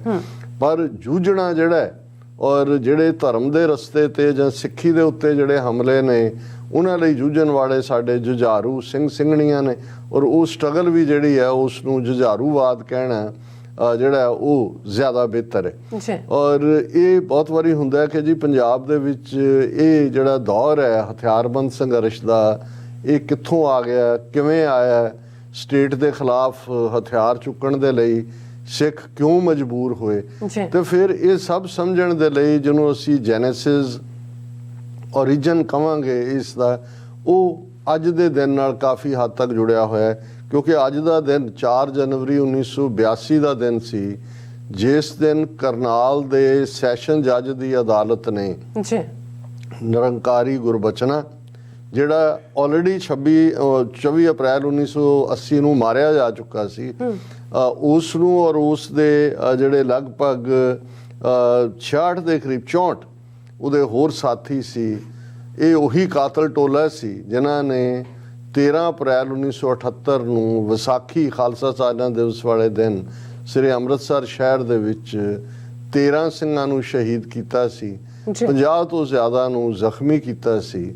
ਔਰ ਇਹ ਉੱਥੋਂ ਸੇਫਲੀ, ਉਸ ਵੇਲੇ ਪੰਜਾਬ ਦੇ ਵਿੱਚ ਅਕਾਲੀਆਂ ਦੀ ਪ੍ਰਕਾਸ਼ ਸਿੰਘ ਬਾਦਲ ਦੀ ਹਕੂਮਤ ਸੀ, ਔਰ ਉਹਨਾਂ ਨੂੰ ਸੇਫਲੀ ਉੱਥੋਂ ਕੱਢ ਦਿੱਤਾ ਗਿਆ ਸੀ। ਔਰ ਉਹ ਕੇਸ ਅੰਮ੍ਰਿਤਸਰ ਦੇ ਵਿੱਚ ਜ਼ਾਹਰ ਹੈ ਇਹ ਵਾਕਿਆ ਹੋਇਆ, ਰਜਿਸਟਰ ਹੋਇਆ। ਨਿਰੰਕਾਰੀਆਂ ਨੇ ਇਹ ਕਹਿ ਕੇ ਕਿ ਜੀ ਇਹ ਜਿਹੜਾ ਹੈ ਕਿਉਂਕਿ ਅੰਮ੍ਰਿਤਸਰ ਸਿੱਖਾਂ ਦਾ ਸ਼ਹਿਰ ਹੈ ਔਰ ਬਾਇਸ ਹੈ, ਸਾਡੇ ਨਾਲ ਇਨਸਾਫ ਨਹੀਂ ਹੋਏਗਾ, ਔਰ ਇਸ ਕੇਸ ਨੂੰ ਉਹ ਸ਼ਿਫਟ ਕਰਕੇ ਜਿਹੜਾ ਉਹ ਕਰਨਾਲ ਲੈ ਗਏ ਸੀ, ਅਦਾਲਤੀ ਹੁਕਮਾਂ ਦੇ ਥੱਲੇ ਹੀ ਕਿਹਾ ਜੀ ਕਰਨਾਲ ਸ਼ਿਫਟ ਕਰੋ। ਔਰ ਕਰਨਾਲ ਦੇ ਵਿੱਚ ਫਿਰ ਅੱਜ ਦੇ ਦਿਨ ਜਿਹੜਾ ਫੈਸਲਾ ਸੁਣਾਇਆ ਗਿਆ ਸੀ, ਉਹਦੇ 'ਚ ਇਸ ਕਾਤਲ ਟੋਲੇ ਨੂੰ ਬਿਲਕੁਲ ਬਰੀ ਕੀਤਾ ਗਿਆ ਸੀ, ਔਰ ਇਹ ਕਿਹਾ ਗਿਆ ਸੀ ਕਿ ਜੀ ਇਹ ਜਿਹੜੇ ਮਾਰੇ ਗਏ ਇਹ ਕਸੂਰ ਉਹਨਾਂ ਦਾ ਸੀ ਕਿ ਉੱਥੇ ਉਹ ਕਰਨ ਕੀ ਗਏ ਸੀ। ਹੁਣ ਇਹ ਇੱਕ, ਔਰ ਇਹ ਬਿਲਕੁਲ ਇਸ ਗੁਰੂ ਸਾਹਿਬ ਦੇ ਫਰਮਾਨ ਦੇ ਮੁਤਾਬਕ ਸੀ ਜੋ ਸੰਘਰਸ਼ ਦੀ ਫਿਰ ਸ਼ੁਰੂਆਤ ਹੁੰਦੀ ਹੈ, ਕਿ ਜਿਹਦੇ 'ਚ ਗੁਰੂ ਸਾਹਿਬ ਨੇ ਕਿਹਾ ਸੀ ਕਿ ਜਦੋਂ ਇਨਸਾਫ ਲੈਣ ਲਈ ਹੋਰ ਸਾਰੇ ਦਰਵਾਜ਼ੇ ਬੰਦ ਹੋ ਜਾਣ, ਫਿਰ ਸ਼ਮਸ਼ੀਰ ਨੂੰ ਹੱਥ 'ਚ ਲੈਣਾ ਇਹ ਰੱਬ ਦੇ ਬੰਦਿਆਂ ਦਾ ਕੰਮ ਹੁੰਦਾ। ਔਰ ਜ਼ਾਹਰ ਹੈ ਕਿ ਉਸ ਤੋਂ ਬਾਅਦ ਅਸੀਂ ਗੱਲ ਜਿਹੜੀ ਕਰਾਂਗੇ ਕਿ ਇਹ ਜਿਹੜਾ ਨਕਲੀ ਨਿਰੰਕਾਰੀ ਵੀ ਲਫ਼ਜ਼ ਇਹਨਾਂ ਨੂੰ ਕਿਹਾ ਜਾਂਦਾ ਹੈ, ਨਿਰੰਕਾਰੀ ਕਲਟ ਵੀ ਕਿਹਾ ਜਾਂਦਾ ਹੈ, ਔਰ ਇਹ ਅਸਲੀ ਨਿਰੰਕਾਰੀ ਕੌਣ ਨੇ, ਜੇ ਇਹ ਨਕਲੀ ਨੇ, ਔਰ ਇਹ ਕਿਵੇਂ ਕਲਟ ਹੈ, ਜਾਂ ਇਹਨਾਂ ਤੋਂ ਇਸ ਲੈਵਲ ਦਾ ਚੈਲੰਜ ਸਿੱਖਾਂ ਨੂੰ ਕਿਵੇਂ ਆਇਆ, ਔਰ ਫਿਰ ਇਹਨਾਂ ਦੀਆਂ ਐਸੀਆਂ ਕੀ ਪ੍ਰੈਕਟਿਸਿਸ ਸੀ ਜਿਹਦੇ ਥੱਲੇ ਇਹਨਾਂ ਨੇ ਸਿੱਖੀ ਨੂੰ ਸਿੱਧਾ ਸਿੱਧਾ ਵੰਗਾਰਿਆ, ਔਰ ਕਿਵੇਂ ਇਹ ਇਨਫੈਕਟ ਜਦੋਂ ਅਸੀਂ ਇਹ ਕਹਿੰਦੇ ਹਾਂ ਕਿ ਇਹ ਪ੍ਰੋਕਸੀ ਵਾਰਫੇਅਰ ਸੀ ਇੰਡੀਅਨ ਏਜੰਸੀਆਂ ਦੀ, ਬ੍ਰਾਹਮਣਵਾਦੀਆਂ ਦੀ, ਜਿਹਦੇ ਲਈ ਨਿਰੰਕਾਰੀਆਂ ਨੂੰ ਜਿਹੜਾ ਐਜ਼ ਏ ਫਰੰਟ ਇਸਤੇਮਾਲ ਕੀਤਾ ਗਿਆ। ਔਰ ਇਹ ਇਕੱਲਾ ਨਿਰੰਕਾਰੀਆਂ ਨਹੀਂ, ਔਰ ਇਹ ਸਾਰੇ ਪਾਰਟ ਨੂੰ ਜੇ ਅਸੀਂ 1947 ਤੋਂ ਬਾਅਦ ਜੋ ਨੀਤੀ ਭਾਰਤੀ ਏਜੰਸੀਆਂ ਨੇ ਸਿੱਖਾਂ ਪ੍ਰਤੀ ਅਪਣਾਈ, ਜਦੋਂ ਅਸੀਂ ਪਲੇਨਲੀ ਇਹ ਡਿਸਕਸ ਕਰਦੇ ਹਾਂ ਕਿ 10 ਅਕਤੂਬਰ 1947 ਨੂੰ ਜਿਹੜਾ ਪਹਿਲਾ ਸਰਕੂਲਰ ਜਿਹੜਾ ਪੰਜਾਬ ਦੇ ਗਵਰਨਰ ਚੰਦੂ ਲਾਲ ਤ੍ਰਿਵੇਦੀ ਵੱਲੋਂ ਹੋਮ ਮਿਨਿਸਟਰੀ ਪਟੇਲ ਔਰ ਨਹਿਰੂ ਪ੍ਰਾਈਮ ਮਿਨਿਸਟਰ ਉਹਨਾਂ ਦੀਆਂ ਹਦਾਇਤਾਂ ਥੱਲੇ ਜਾਰੀ ਕੀਤਾ ਜਾਂਦਾ ਹੈ, ਜਿਹਦੇ 'ਚ Sikhs are a criminal tribe and a manage to the law abiding Hindus, ਇਹ ਡਿਪਟੀ ਕਮਿਸ਼ਨਰਸ ਨੂੰ ਦਿੱਤਾ ਗਿਆ ਸੀ। ਸੋ ਜ਼ਾਹਰ ਹੈ ਕਿ ਇਹ ਉਹ ਪੀਰੀਅਡ ਹੈ ਵੀ ਲਗਭਗ 40% ਸਿੱਖ ਜਿਹੜੇ ਪਨਾਹਗੀਰ ਬਣ ਕੇ ਆਪਣੇ ਘਰਾਂ ਦੇ ਜੀ ਗਵਾ ਕੇ ਅਜੇ ਕੈਂਪਾਂ ਦੇ ਵਿੱਚ ਬੈਠੇ ਨੇ, ਰੁਲ ਰਹੇ ਨੇ, ਔਰ ਇਹ ਸਿੱਖਾਂ ਨੂੰ ਜ਼ਰਾਇਮ ਪੇਸ਼ਾ ਕਬੀਲਾ ਐਲਾਨਣ ਦਾ ਆਰਡਰ ਆ ਜਾਂਦਾ ਹੈ। ਔਰ ਜਿੱਥੇ ਅਸੀਂ ਹਮੇਸ਼ਾ ਦੋ ਪਿਲਰਸ ਦੀ ਗੱਲ ਕਰਦੇ ਹਾਂ ਕਿ ਗੁਰੂ ਗ੍ਰੰਥ, ਗੁਰੂ ਪੰਥ, ਤੇ ਜ਼ਾਹਰ ਹੈ ਕਿ ਏਜੰਸੀਆਂ ਨੇ ਵੀ ਇਹਨਾਂ ਦੋਨਾਂ ਨੂੰ ਹੀ ਆਪਣੀਆਂ ਗਨ ਸ਼ਾਟਸ ਦੇ ਥੱਲੇ ਇੱਕਦਮ 47 ਤੋਂ ਬਾਅਦ ਲੈ ਆਂਦਾ। ਕ੍ਰਿਮੀਨਲ ਟ੍ਰਾਈਬ ਐਲਾਨਣਾ, ਸਿੱਖ ਕੌਮ ਨੂੰ ਜ਼ਰਾਇਮ ਪੇਸ਼ਾ ਔਰ ਉਹਨਾਂ ਨੂੰ ਉਹਨਾਂ ਹਾਰਡਸ਼ਿਪ 'ਚੋਂ ਗੁਜ਼ਾਰਨਾ ਸੀ ਜੋ ਕਿ ਜਦੋਂ ਤੁਸੀਂ ਕਾਗਜ਼ੀ ਤੌਰ 'ਤੇ, ਕਾਨੂੰਨੀ ਤੌਰ 'ਤੇ ਜਿਹੜਾ ਉਹ ਅਪਰਾਧੀ ਕਬੀਲਾ ਹੁੰਦੇ ਹੋ, ਕ੍ਰਿਮੀਨਲ ਟ੍ਰਾਈਬ ਹੁੰਦੇ ਹੋ, ਤਾਂ ਫਿਰ ਉਹ ਤੁਹਾਡੀ ਇੱਕ ਹੋਰ ਕੈਟਾਗਰੀ ਬਣ ਜਾਂਦੀ ਹੈ। ਤੁਹਾਨੂੰ ਉਸੇ ਤਰੀਕੇ ਦੇ ਨਾਲ ਹੀ ਕਾਨੂੰਨ ਦੇ ਥੱਲੇ ਡੀਲ ਕੀਤਾ ਜਾਂਦਾ ਹੈ। ਔਰ ਇਹ ਬ੍ਰਿਟਿਸ਼ ਪੀਰੀਅਡ ਦੇ ਵਿੱਚ ਵੀ ਬਹੁਤ ਸਾਰੇ ਜਿਹੜੇ ਕਬੀਲੇ ਨੇ, ਖਾਸ ਤੌਰ 'ਤੇ ਜਿਹੜੇ ਅੱਜ ਵੀ ਉਹਨਾਂ 'ਚੋਂ ਕਈ ਉਸੇ ਹੀ ਕ੍ਰਿਮੀਨਲ ਟ੍ਰਾਈਬ ਦੇ ਖਾਨੇ ਥੱਲੇ ਨੇ। ਜੇ ਤੁਸੀਂ ਉਹਨਾਂ ਦੀ ਹਿਸਟਰੀ ਦੇਖੋ ਫਿਰ ਤੁਹਾਨੂੰ ਸਮਝ ਆ ਜਾਂਦੀ ਹੈ ਕਿ ਪਰਸੀਕਿਊਸ਼ਨ ਦਾ ਲੈਵਲ ਕੀ ਹੁੰਦਾ ਹੈ। ਲੇਕਿਨ ਸਾਡਾ ਚਲਾਕ ਦੁਸ਼ਮਣ ਬ੍ਰਾਹਮਣ ਇਸ ਗੱਲ ਤੋਂ ਬਾਖੂਬੀ ਵਾਕਿਫ ਸੀ ਕਿ ਸਿੱਖ ਕੌਮ, ਸਿੱਖ ਪੰਥ ਦੀ ਤਾਕਤ ਜਾਂ ਸਿੱਖੀ ਦੀ ਰੂਹ ਗੁਰੂ ਗ੍ਰੰਥ ਸਾਹਿਬ 'ਚ ਹੈ। ਔਰ ਜਦੋਂ ਤੱਕ ਸਿੱਖ ਕੌਮ ਗੁਰੂ ਗ੍ਰੰਥ ਸਾਹਿਬ ਨਾਲ ਜੁੜੀ ਰਹੇਗੀ, ਉਹਨਾਂ ਨੂੰ ਜਿਹੜਾ ਉਹ ਕਮਜ਼ੋਰ ਨਹੀਂ ਕੀਤਾ ਜਾ ਸਕਦਾ। ਜਿੰਨੇ ਮਰਜ਼ੀ ਮਾਰਾਂਗੇ, ਪਰਸੀਕਿਊਟ ਕਰਾਂਗੇ, ਉਹ ਹੋਰ ਤਾਕਤ ਦੇ ਨਾਲ ਵਾਪਸ ਹੋਣਗੇ। ਜਿਵੇਂ 18ਵੀਂ ਸਦੀ ਦੇ ਵਿੱਚ ਵੀ ਜੇ ਅਸੀਂ ਦੇਖੀਏ ਕਿ ਜਦੋਂ ਮੁਗਲਿਆ ਹਕੂਮਤ ਨੇ ਇਹ ਖੜੇ ਕੀਤੇ, ਪ੍ਰਿਥੀ ਚੰਦ ਗੁਰੂ ਅਰਜਨ ਸਾਹਿਬ ਦਾ ਵੱਡਾ ਭਰਾ, ਜਾਂ ਰਾਮ ਰਾਏ ਗੁਰੂ ਹਰਕ੍ਰਿਸ਼ਨ ਸਾਹਿਬ ਦਾ ਵੱਡਾ ਭਰਾ, ਜਾਂ ਬਾਅਦ ਦੇ ਵਿੱਚ ਧੀਰਮਲ ਉਸੇ ਹੀ ਸੋਢੀ ਖਾਨਦਾਨ ਦਾ ਗੁਰੂ ਤੇਗ ਬਹਾਦਰ ਸਾਹਿਬ ਦਾ ਭਤੀਜਾ, ਔਰ ਬਾਅਦ ਦੇ ਵਿੱਚ ਉਹੀ ਮਸੰਦ ਜਿਨ੍ਹਾਂ ਨੂੰ ਗੁਰੂ ਘਰ ਚੋਂ ਕੱਢਿਆ ਗਿਆ, ਉਹ ਵੀ ਕਿਵੇਂ ਵਰਤੇ ਗਏ। ਤੇ ਉਹਨਾਂ ਨੂੰ ਵੀ ਇਹ ਸੀ ਕਿ ਵੀ ਜੇ ਤੁਸੀਂ ਗੁਰਗੱਦੀ ਦੇ ਬਰਾਬਰ, ਕਿਉਂਕਿ 10 ਗੁਰੂ ਸਾਹਿਬਾਨ ਤਾਂ ਫਿਜ਼ੀਕਲ ਫਾਰਮ ਦੇ ਵਿੱਚ ਖੁਦ ਜਿਹੜਾ ਉਪਦੇਸ਼ ਕਰਦੇ ਸੀ, ਤੁਸੀਂ ਸਿੱਖਾਂ 'ਚ ਭਰਮ ਫੈਲਾ ਦਿਓ, ਇਹ ਭੰਬਲ ਭੂਸਾ ਪੈਦਾ ਕਰ ਦਿਓ ਕਿ ਜੀ ਨਹੀਂ ਗੁਰੂ ਇੱਥੇ ਵੀ ਹੈ, ਗੁਰੂ ਉੱਥੇ ਵੀ ਹੈ। ਅਸੀਂ 22 ਮੰਜੀਆਂ ਦੀ ਕਹਾਣੀ ਤੋਂ ਵਾਕਿਫ ਹੈ ਕਿ ਬਕਾਲੇ ਦੇ ਵਿੱਚ ਬਕਾਲਾ ਗ੍ਰਾਮ ਸੀ, ਬਾਬਾ ਬਕਾਲਾ ਸੀ ਇਸ ਲਈ ਕਹਿੰਦੇ ਹਾਂ ਜਦੋਂ ਗੁਰੂ ਹਰਕ੍ਰਿਸ਼ਨ ਸਾਹਿਬ ਨੇ ਕਿਹਾ ਕਿ ਗੁਰੂ ਬਾਬਾ ਬਕਾਲੇ, ਕਿਉਂਕਿ ਗੁਰੂ ਤੇਗ ਬਹਾਦਰ ਸਾਹਿਬ ਰਿਸ਼ਤੇ 'ਚ ਗੁਰੂ ਹਰਕ੍ਰਿਸ਼ਨ ਸਾਹਿਬ ਜੀ ਦੇ ਬਾਬਾ ਲੱਗਦੇ ਸੀ। ਪਿੰਡ ਦਾ ਨਾਂ ਬਕਾਲਾ ਸੀ, ਪਰ ਹੌਲੀ ਹੌਲੀ ਇਹ ਬਾਬਾ ਬਕਾਲਾ ਕਰਕੇ ਮਸ਼ਹੂਰ ਹੋਇਆ। ਸੋ ਅਸੀਂ ਦੇਖਦੇ ਹਾਂ ਵੀ ਇਹ ਉਦੋਂ ਵੀ ਯਤਨ ਸੀ ਕਿ ਸਿੱਖਾਂ ਨੂੰ ਮੁੱਖ ਗੁਰਗੱਦੀ ਨਾਲੋਂ ਤੋੜ ਕੇ ਜਾਲੀ ਕਿਸਮ ਦੇ ਲੋਕਾਂ ਦੇ ਨਾਲ ਜੋੜਿਆ ਜਾਏ। ਔਰ ਇਸੇ ਹੀ ਹਥਿਆਰ ਨੂੰ 47 ਤੋਂ ਬਾਅਦ ਭਾਰਤੀ ਹਕੂਮਤ ਨੇ ਵੀ ਉਸੇ ਅੰਦਾਜ਼ 'ਚ ਵਰਤਿਆ। ਇਹ ਜਿਹੜਾ ਜਾਲੀ ਗੁਰੂਡਮ ਹੈ, ਉਹ ਅੱਜ ਜਦੋਂ ਅਸੀਂ ਇਸ ਦੇ ਇਨਿਕ ਟੈਂਟੈਕਲ ਫੈਲੇ ਦੇਖਦੇ, ਔਰ ਇਹ ਨਿਰੰਕਾਰੀਆਂ ਦਾ ਇਹ ਨਕਲੀ ਜਿਹੜੇ ਨੇ, ਇਹਨਾਂ ਨੂੰ ਵੀ 47 ਤੋਂ ਬਾਅਦ ਇਹਨਾਂ ਦਾ ਬੂਟਾ ਸਿੰਘ ਨਾਂ ਦਾ ਬੰਦਾ, ਜਿਸ ਨੂੰ ਅਸਲੀ ਨਿਰੰਕਾਰੀ ਮੂਵਮੈਂਟ ਵਾਲਿਆਂ ਨੇ, ਅਸਲੀ ਨਿਰੰਕਾਰੀ ਮੂਵਮੈਂਟ ਬਾਬਾ ਦਿਆਲ ਜੀ ਤੋਂ ਸ਼ੁਰੂ ਹੁੰਦੀ ਹੈ, ਭਾਵੇਂ ਪਿਸ਼ਾਵਰ 'ਚ ਉਹਨਾਂ ਦਾ ਜਨਮ ਹੋਇਆ, ਪਰ ਰਾਵਲਪਿੰਡੀ ਦੇ ਵਿੱਚ ਨਿਰੰਕਾਰੀ ਦਰਬਾਰ ਬਹੁਤ ਵੱਡਾ ਉਹਨਾਂ ਨੇ ਸਥਾਪਿਤ ਕੀਤਾ। ਔਰ ਇਹ ਸਿੱਖ ਰਾਜ ਜਾਣ ਤੋਂ ਬਾਅਦ ਜਿੱਥੇ ਬ੍ਰਾਹਮਣਵਾਦ ਦਾ ਪ੍ਰਭਾਵ ਵੱਧ ਰਿਹਾ ਸੀ, ਮੂਰਤੀ ਪੂਜਾ ਵੱਲ ਸਿੱਖ ਆਈਡਲ ਵਰਸ਼ਿਪਿੰਗ ਵੱਲ ਜਾ ਰਹੇ ਸੀ, ਹੋਰ ਵੀ ਇਹ ਜਿਹੜਾ ਅੱਗ ਦੇ ਨਾਲ ਫੇਰੇ ਲੈਣ ਦੀਆਂ ਬ੍ਰਾਹਮਣੀ ਪ੍ਰੈਕਟਿਸਿਸ ਇਹ ਸਾਰੀਆਂ ਵਾਪਸ ਆ ਰਹੀਆਂ ਸੀ ਹੋਰ ਵੀ। ਤੇ ਉਦੋਂ ਬਾਬਾ ਦਿਆਲ ਜੀ ਨੇ ਜਿਹੜਾ ਇਹ ਸ਼ੁਰੂ ਕੀਤਾ ਕਿ ਭਾਈ ਅਸੀਂ ਬੁੱਤ ਪ੍ਰਸਤ ਨਹੀਂ ਹੈ, ਅਸੀਂ ਤਾਂ ਗੁਰੂ ਨਾਨਕ ਨਿਰੰਕਾਰੀ, ਕਿਉਂਕਿ ਨਿਰੰਕਾਰ ਦਾ ਮਤਲਬ ਨਿਰਾਕਾਰ ਹੈ ਜਿਹਦਾ ਕੋਈ ਆਕਾਰ ਨਹੀਂ। ਔਰ ਜਦੋਂ ਗੁਰੂ ਨਾਨਕ ਸਾਹਿਬ ਵੀ ਸਤ ਕਰਤਾਰ ਧਨ ਨਿਰੰਕਾਰ ਦੀ ਧੁਨ ਲਾਉਂਦੇ ਸੀ, ਔਰ ਜਿੱਥੇ ਵੀ ਜਦੋਂ ਵੀ ਕਿਸੇ ਡਾਇਲੌਗ ਦੇ ਵਿੱਚ ਪੁੱਛਿਆ ਜਾਂਦਾ ਸੀ ਕਿ ਤੁਸੀਂ ਕੌਣ, ਕਿਹੜਾ ਦੇਸ਼, ਕਿੱਥੋਂ ਆਏ, ਤੇ ਉਹ ਕਹਿੰਦੇ ਸੀ ਮੇਰਾ ਨਾਮ ਨਾਨਕ ਨਿਰੰਕਾਰੀ। ਸੋ ਇਹੀ ਜਦੋਂ ਬਾਬਾ ਦਿਆਲ ਸਿੰਘ ਜਾਂ ਉਹਨਾਂ ਦੇ ਜਿਹੜੇ ਗੁਰਸਿੱਖੀ ਨੂੰ ਪਰਨਾਏ ਹੋਏ ਸੀ ਉਹ ਕੀਰਤਨ ਦੇ ਵਿੱਚ ਬੈਠਦੇ ਸੀ ਤੇ ਉਹ ਇਹ ਧੁਨੀ ਲਾਉਂਦੇ ਸੀ ਧਨ ਨਿਰੰਕਾਰ, ਤੂੰ ਨਿਰੰਕਾਰ, ਧਨ ਨਿਰੰਕਾਰ।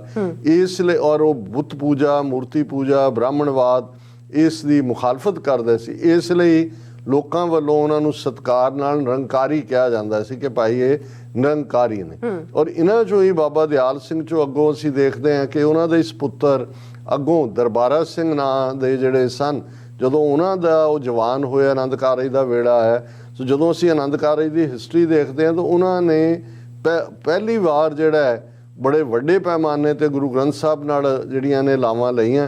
ਹਾਲਾਂ ਉਹਨਾਂ ਨੂੰ ਉਸ ਵੇਲੇ ਦੇ ਅਕਾਲ ਤਖਤ ਤੇ ਬਿਠਾਏ ਬ੍ਰਾਹਮਣਵਾਦੀ ਪੁਜਾਰੀਆਂ ਨੇ ਛੇਕ ਵੀ ਦਿੱਤਾ ਔਰ ਉਹਨਾਂ ਦਾ ਪ੍ਰਸ਼ਾਦ ਵੀ ਮੰਨਣ ਤੋਂ ਨਾ ਕਰ ਦਿੱਤੀ ਕਿ ਇੱਥੇ ਇਹ ਨਹੀਂ ਹੋ ਸਕਦਾ ਆਨੰਦ ਕਾਰਜ, ਕਿਉਂਕਿ ਫੇਰੇ ਤਾਂ ਅੱਗ ਨਾਲ ਨੇ।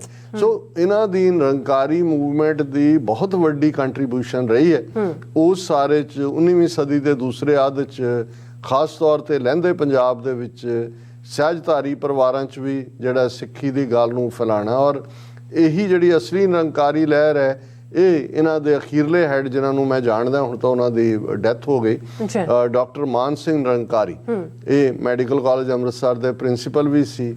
ਔਰ ਇਹਨਾਂ ਦੇ ਤੋਂ ਪਹਿਲਾਂ ਇਹਨਾਂ ਦੇ ਭਰਾਤਾ ਸ਼ਾਇਦ ਹਰਾ ਸਿੰਘ ਉਹਨਾਂ ਦਾ ਨਾਂ ਸੀ, ਚੰਡੀਗੜ੍ਹ ਰਹਿੰਦੇ ਸੀ, ਹੁਣ ਪਤਾ ਨਹੀਂ ਕੌਣ ਹੈ। ਪਰ ਇਹ ਆਲਮੋਸਟ ਜਿਹੜੀ ਅਸਲੀ ਮੂਵਮੈਂਟ ਹੈ ਇਹ ਦਮ ਤੋੜ ਗਈ। ਔਰ ਇਹਨਾਂ ਚੋਂ ਹੀ ਇੱਕ ਬੂਟਾ ਸਿੰਘ ਨਾਂ ਦਾ ਬੰਦਾ ਜਿਹੜਾ ਮੁੱਢਲੇ ਤੌਰ ਤੇ ਰਾਵਲਪਿੰਡੀ ਦੇ ਵਿੱਚ ਹੀ ਜਿਹੜਾ ਕੀਰਤਨ ਕਰਦਾ ਸੀ, ਪਰ ਇੱਕ ਦਿਨ ਉਹ ਸ਼ਰਾਬੀ ਹੋ ਕੇ ਦੀਵਾਨ ਦੇ ਵਿੱਚ ਆਇਆ ਔਰ ਉਹਨੂੰ ਲਾਂਤਾ ਪਾ ਕੇ ਕੱਢ ਦਿੱਤਾ ਗਿਆ। ਔਰ ਉਹਨੇ ਕਿਹਾ ਵੀ ਮੈਂ ਤੁਹਾਨੂੰ ਦੱਸਾਂਗਾ ਕਿ ਭਾਈ ਕਿਵੇਂ ਮੈਂ ਤੁਹਾਡਾ ਜਿਹੜਾ ਉਹ ਸਭ ਕੁਝ ਤੁਹਾਨੂੰ ਥੱਲੇ ਸੁੱਟਦਾ।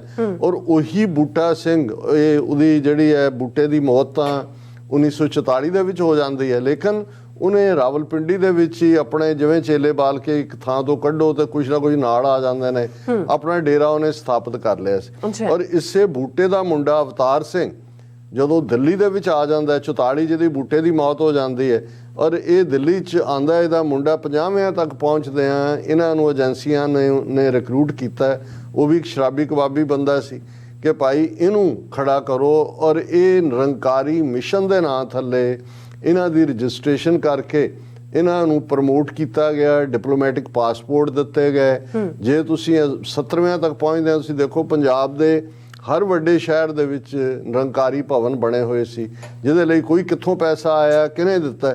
ਸੋ ਏਜੰਸੀਆਂ ਨੇ ਇਹ ਸਾਰਾ ਕੰਮ ਸਾਇਲੈਂਟਲੀ ਜਿਹੜਾ ਉਹ ਪਲਾਨ ਕੀਤਾ। ਹੁਣ ਤਾਂ ਅਸੀਂ ਜਦੋਂ ਇਕੱਲੇ ਨਿਰੰਕਾਰੀ ਨਹੀਂ, ਫਿਰ ਇਸੇ ਦੌਰ ਦੇ ਵਿੱਚ ਰਾਧਾ ਸੁਆਮੀ ਕਿਵੇਂ ਪ੍ਰਮੋਟ ਕੀਤੇ ਗਏ, ਫਿਰ 80ਵਿਆਂ ਤੱਕ ਪਹੁੰਚਦੇ ਆ ਦੁਆਬੇ ਦੇ ਵਿੱਚ ਆਸ਼ੂਤੋਸ਼ ਨੂਰ ਮਹਿਲੀ ਹੈ। ਫਿਰ ਤੁਸੀਂ 80ਵਿਆਂ ਦੇ ਵਿੱਚ ਦੇਖੋ ਸੌਦਾ ਸਾਧ ਮਾਲਵੇ ਦੇ ਵਿੱਚ, ਰਾਜਸਥਾਨ ਦੇ ਵਿੱਚ, ਸਿਰਸੇ 'ਚ, ਹਰਿਆਣੇ 'ਚ ਉਹਦਾ ਡੇਰਾ ਬਣਾ ਕੇ। ਔਰ ਇਹ ਤਾਂ ਉਸ ਲੈਵਲ ਦੇ ਨੇ ਜਿਨ੍ਹਾਂ ਨੇ ਇੱਕ ਵੱਡਾ ਵਕਤ ਪਾਇਆ ਹੈ ਸਿੱਖਾਂ ਨੂੰ ਔਰ ਸਿੱਧੇ ਸਿੱਧੇ ਆ ਕੇ ਟਕਰਾਏ ਨੇ ਸਾਡੇ ਨਾਲ। ਸੌਦਾ ਸਾਧ ਤੱਕ ਕਿਸ ਹੱਦ ਤੱਕ ਉਹਦਾ ਸਪਰੈਡ ਆਊਟ ਕੀਤਾ। ਪਰ ਇਹ 47 ਤੋਂ ਫੌਰਨ ਬਾਅਦ ਹੀ ਇਹ ਨਿਰੰਕਾਰੀ ਮੰਡਲ ਔਰ ਇਹ ਸਾਰੇ ਇਹਨਾਂ ਨੇ ਖੜੇ ਕਰ ਦਿੱਤੇ ਸੀ। ਸੋ ਇਹ ਜਦੋਂ ਇਹ ਮਰ ਗਿਆ ਅਵਤਾਰ ਸਿੰਘ, ਤੇ ਇਸ ਦਾ ਪੁੱਤਰ ਗੁਰਬਚਨ ਸਿੰਘ ਜਿਹੜਾ ਹੈ ਉਹ ਹੈ ਸਰੂਪ ਸਿੱਖੀ ਰੱਖਿਆ, ਉਵੇਂ ਹੀ ਪੱਗ ਦਾੜੀ ਇਹ ਉਹ। ਪਹਿਲੇ ਜਿਹੜੇ ਸੀ ਅਵਤਾਰ ਸਿੰਘ ਜਾਂ ਗੁਰਬਚਨ ਸਿੰਘ ਵੀ ਮੁੱਢਲੇ ਦਿਨਾਂ 'ਚ ਤਾਂ ਗੁਰੂ ਗ੍ਰੰਥ ਸਾਹਿਬ ਦਾ ਪ੍ਰਕਾਸ਼ ਵੀ ਕਰਦੇ ਸੀ, ਆਪ ਉੱਚੀ ਗੱਦੀ ਲਾ ਕੇ ਬਹਿਣਾ। ਔਰ ਫਿਰ ਇਹਨਾਂ ਨੇ ਸਿੱਖੀ ਦੇ ਨਾਲ ਤੁਲਨਾ ਕਰਦੇ ਆ, ਜਿਵੇਂ ਇਹ ਨਿਰੰਕਾਰੀ ਸੀ ਗੁਰਬਚਨ ਸਿੰਘ, ਉਹਨੇ ਆਪਣੀ ਵਾਈਫ ਦਾ ਨਾਂ ਜਿਹੜਾ ਉਹ ਸੁਲੱਖਣੀ, ਔਰ ਇਸੇ ਤਰ੍ਹਾਂ ਬੇਬੇ ਨਾਨਕੀ ਦਾ ਨਾਮ ਵੀ ਇਸਤੇਮਾਲ ਕੀਤਾ ਹੈ, ਤ੍ਰਿਪਤਾ ਦਾ ਨਾਮ ਵੀ ਇਸਤੇਮਾਲ ਕੀਤਾ ਹੈ, ਇਸ ਕਿਸਮ ਦੇ। ਔਰ ਉਹ ਬੜੇ ਫਖਰ ਦੇ ਨਾਲ, ਔਰ ਇਹਨੇ ਅਵਤਾਰ ਸਿੰਘ ਦੇ ਨਾਂ ਥੱਲੇ ਕੋਈ ਇਸ ਕਿਸਮ ਦੇ ਜਾਲੀ ਜਿਹੇ ਕਵੀਆਂ ਤੋਂ 2 ਕਿਤਾਬਾਂ ਵੀ ਲਿਖਵਾਈਆਂ ਗਈਆਂ, ਅਵਤਾਰ ਬਾਣੀ ਤੇ ਯੁੱਗ ਪੁਰਸ਼। ਔਰ ਇਹ ਅਵਤਾਰ ਬਾਣੀ ਦੇ ਵਿੱਚ, ਔਰ ਇਹ ਜਿਹੜਾ ਗੁਰਬਚਨ ਹੈ ਜਿਹੜਾ ਕਿ ਬੂਟੇ ਦਾ ਮੁੰਡਾ ਸੀ, ਉਸ ਨੇ ਇਹ ਪ੍ਰਚਾਰਿਆ ਸੀ ਕਿ ਭਾਈ ਮੈਂ ਨਹੀਂ ਜਿਹੜਾ ਗੁਰਬਚਨਾ ਮਾਰਿਆ ਗਿਆ ਨਿਰੰਕਾਰੀ ਜਿਹੜਾ ਅਵਤਾਰ ਦਾ ਮੁੰਡਾ ਸੀ, ਉਹਨੇ ਕਿਹਾ ਕਿ ਵੀ ਦੇਖੋ ਜਿਹੜਾ ਟਾਈਮ ਦੇ ਉੱਤੇ ਰੱਬ ਵੱਲੋਂ ਜ਼ਿੰਮੇਵਾਰੀਆਂ ਦਿੱਤੀਆਂ ਜਾਂਦੀਆਂ, ਜਿਵੇਂ ਨੋਹਾ ਆਏ, ਰਾਮ ਆਏ, ਕ੍ਰਿਸ਼ਨ ਆਏ, ਮੋਜ਼ਿਸ ਆਏ, ਕ੍ਰਾਈਸਟ ਆਏ, ਮੁਹੰਮਦ ਆਏ, ਕਬੀਰ ਆਏ, ਨਾਨਕ ਆਏ, ਤੇ ਫਿਰ ਦਿਆਲ ਜੀ ਆਏ, ਬਾਬਾ ਦਿਆਲ, ਤੇ ਹੁਣ ਮੈਨੂੰ ਜਿਹੜਾ ਉਹ ਰੱਬ ਨੇ ਅਵਤਾਰ ਬਣਾ ਕੇ ਭੇਜਿਆ। ਔਰ ਫਿਰ ਇਕੱਲਾ ਇਹ ਨਹੀਂ, ਇਹਨਾਂ ਨੇ ਇਹ ਕਿਹਾ, ਇਹਨੇ ਗੁਰਬਚਨੇ ਨੇ ਕਿ ਭਾਈ ਜੇ ਗੁਰੂ ਗੋਬਿੰਦ ਸਿੰਘ ਨੇ 5 ਪਿਆਰੇ ਬਣਾਏ ਸੀ ਤਾਂ ਮੈਂ 7 ਸਿਤਾਰੇ ਬਣਾ ਰਿਹਾ, ਔਰ ਉਹ 7 ਬੰਦਿਆਂ ਦੇ ਨਾਂ ਐਲਾਨ ਕੀਤੇ ਕਿ ਇਹ 7 ਸਿਤਾਰੇ ਨੇ।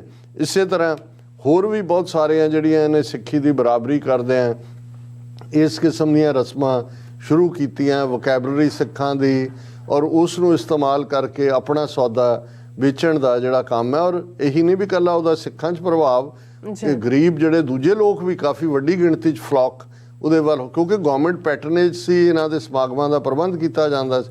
ਔਰ ਜਦੋਂ ਐਨ ਏਜੰਸੀਆਂ ਨੇ ਦੇਖਿਆ ਕਿ ਵੀ ਹੁਣ ਤਿਆਰ ਹੋ ਗਏ, ਪ੍ਰਕਾਸ਼ ਸਿੰਘ ਬਾਦਲ ਤਾਂ ਕੰਮ ਇਹਨਾਂ ਲਈ ਕਰਦਾ ਸੀ, ਸੋ ਅਕਾਲੀਆਂ ਦੀ ਮਿਨਿਸਟਰੀ ਦੇ ਵੇਲੇ ਇਹ ਜਿਹੜਾ ਪਾਰਟ ਹੈ, ਇਹ ਅੰਮ੍ਰਿਤਸਰ ਦੇ ਸ਼ਹਿਰ 'ਚ 13 ਅਪ੍ਰੈਲ 1978 ਨੂੰ, ਜਿਹਦੇ ਸ਼ਹੀਦ ਭਾਈ ਫੌਜਾ ਸਿੰਘ ਦੀ ਅਗਵਾਈ ਦੇ ਵਿੱਚ ਜਿਹੜੇ ਜਥਾ ਸਿੱਖਾਂ ਦਾ ਪ੍ਰੋਟੈਸਟ ਕਰਨ ਗਿਆ ਪੀਸਫੁਲ, ਉਹ ਪੂਰੇ ਪ੍ਰਬੰਧ ਦੇ ਨਾਲ, ਪੁਲਿਸ ਵੀ ਉਹਨਾਂ ਦੇ ਨਾਲ, ਉਹ ਜੋਸ਼ੀ ਨਾਂ ਦਾ ਪੁਲਿਸ ਅਫਸਰ ਸੀ, ਗੋਲੀਆਂ ਚਲਾਈਆਂ, ਜਿਹੜੇ ਅਥਰੂ ਗੈਸ ਪੁਲਿਸ ਨੇ ਸਿੱਖਾਂ ਦੇ ਉੱਤੇ ਛੱਡੀ, ਪਰ ਉਹਨਾਂ ਨੂੰ ਨਹੀਂ ਰੋਕਿਆ ਗਿਆ ਔਰ ਸੇਫਲੀ ਉਹ ਚਲਾ ਗਿਆ।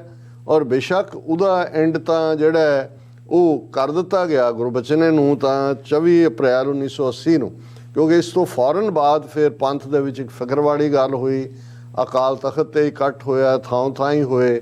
ਅਕਾਲ ਤਖਤ ਜਥੇਦਾਰ ਸਾਧੂ ਸਿੰਘ ਭੌਰਾ ਸਨ, ਔਰ ਇੱਕ ਵਿਦਵਾਨਾਂ ਦੀ ਕਮੇਟੀ ਬਣਾਈ ਗਈ, ਔਰ ਨਿਰੰਕਾਰੀਆਂ ਦੇ ਖਿਲਾਫ 4 ਜਨਵਰੀ 1982 ਨੂੰ ਤਾਂ ਫੈਸਲਾ ਆਉਂਦਾ ਉਹਦਾ ਜੱਜ ਦਾ, ਲੇਕਿਨ 6 ਅਕਤੂਬਰ 1978 ਨੂੰ ਹੁਕਮਨਾਮਾ ਜਾਰੀ ਕੀਤਾ ਜਾਂਦਾ ਅਕਾਲ ਤਖਤ ਸਾਹਿਬ ਤੋਂ ਕਿ ਇਹ ਨਿਰੰਕਾਰੀ ਜਿਹੜੇ ਨੇ ਇਹ ਸਿੱਖ ਨਹੀਂ ਨੇ, ਔਰ ਹਰ ਸੰਭਵ ਤਰੀਕੇ ਨਾਲ ਇਹਨਾਂ ਦੇ ਵਧਣ ਫੁੱਲਣ ਨੂੰ ਰੋਕਿਆ ਜਾਏ, ਇਹਨਾਂ ਨਾਲ ਕੋਈ ਰੋਟੀ ਬੇਟੀ ਦੀ ਸਾਂਝ ਨਾ ਰੱਖੀ ਜਾਏ। ਔਰ ਇਹਦੇ ਹੁਕਮਨਾਮੇ ਦੇ ਥੱਲੇ ਹੀ ਫਿਰ 24 ਅਪ੍ਰੈਲ 1980 ਨੂੰ ਇਹ ਗੁਰਬਚਨਾ ਵੀ, ਇਹਦੀ ਮਹਾਮਾਈ ਜਿਹਨੂੰ ਬਣਾਇਆ ਹੋਇਆ ਸੀ, ਇਹਦਾ ਇੱਕ ਸਿਕਿਉਰਿਟੀ ਚੀਫ ਬਣਾਇਆ ਹੋਇਆ ਸੀ ਪ੍ਰਤਾਪ ਸਿੰਘ, ਉਹ ਇਹ ਸਾਰੇ ਜਿਹੜੇ ਨੇ ਨਿਰੰਕਾਰੀ ਭਵਨ ਦਿੱਲੀ ਦੇ ਵਿੱਚ ਸੋਧ ਦਿੱਤੇ ਗਏ ਸੀ।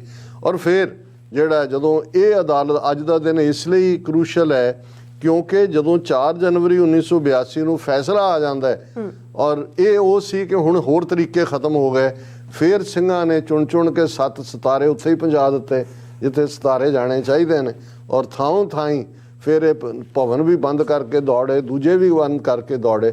ਲੇਕਿਨ ਇਸ ਹਵਾਲੇ ਨਾਲ ਜਿਹੜੀ ਪ੍ਰੋਕਸੀ ਵਾਰ ਇਹਨਾਂ ਰਾਹੀਂ ਸ਼ੁਰੂ ਹੋਈ, ਇਸ ਦਾ ਫਿਰ ਫਾਈਨਲ ਕਲਮੀਨੇਸ਼ਨ ਇੰਡੀਅਨ ਏਜੰਸੀਆਂ ਨੇ ਜੂਨ 84 ਦੇ ਪਹਿਲੇ ਹਫਤੇ ਟੈਂਕਾਂ ਤੋਪਾਂ ਨਾਲ ਹਮਲਾ ਕਰਕੇ ਸਿੱਖਾਂ ਦੇ ਖਿਲਾਫ ਟੋਟਲ ਵਾਰ ਜਿਹੜੀ ਹੈ ਉਹ ਭਰਪਾ ਕਰਕੇ ਕੀਤੀ।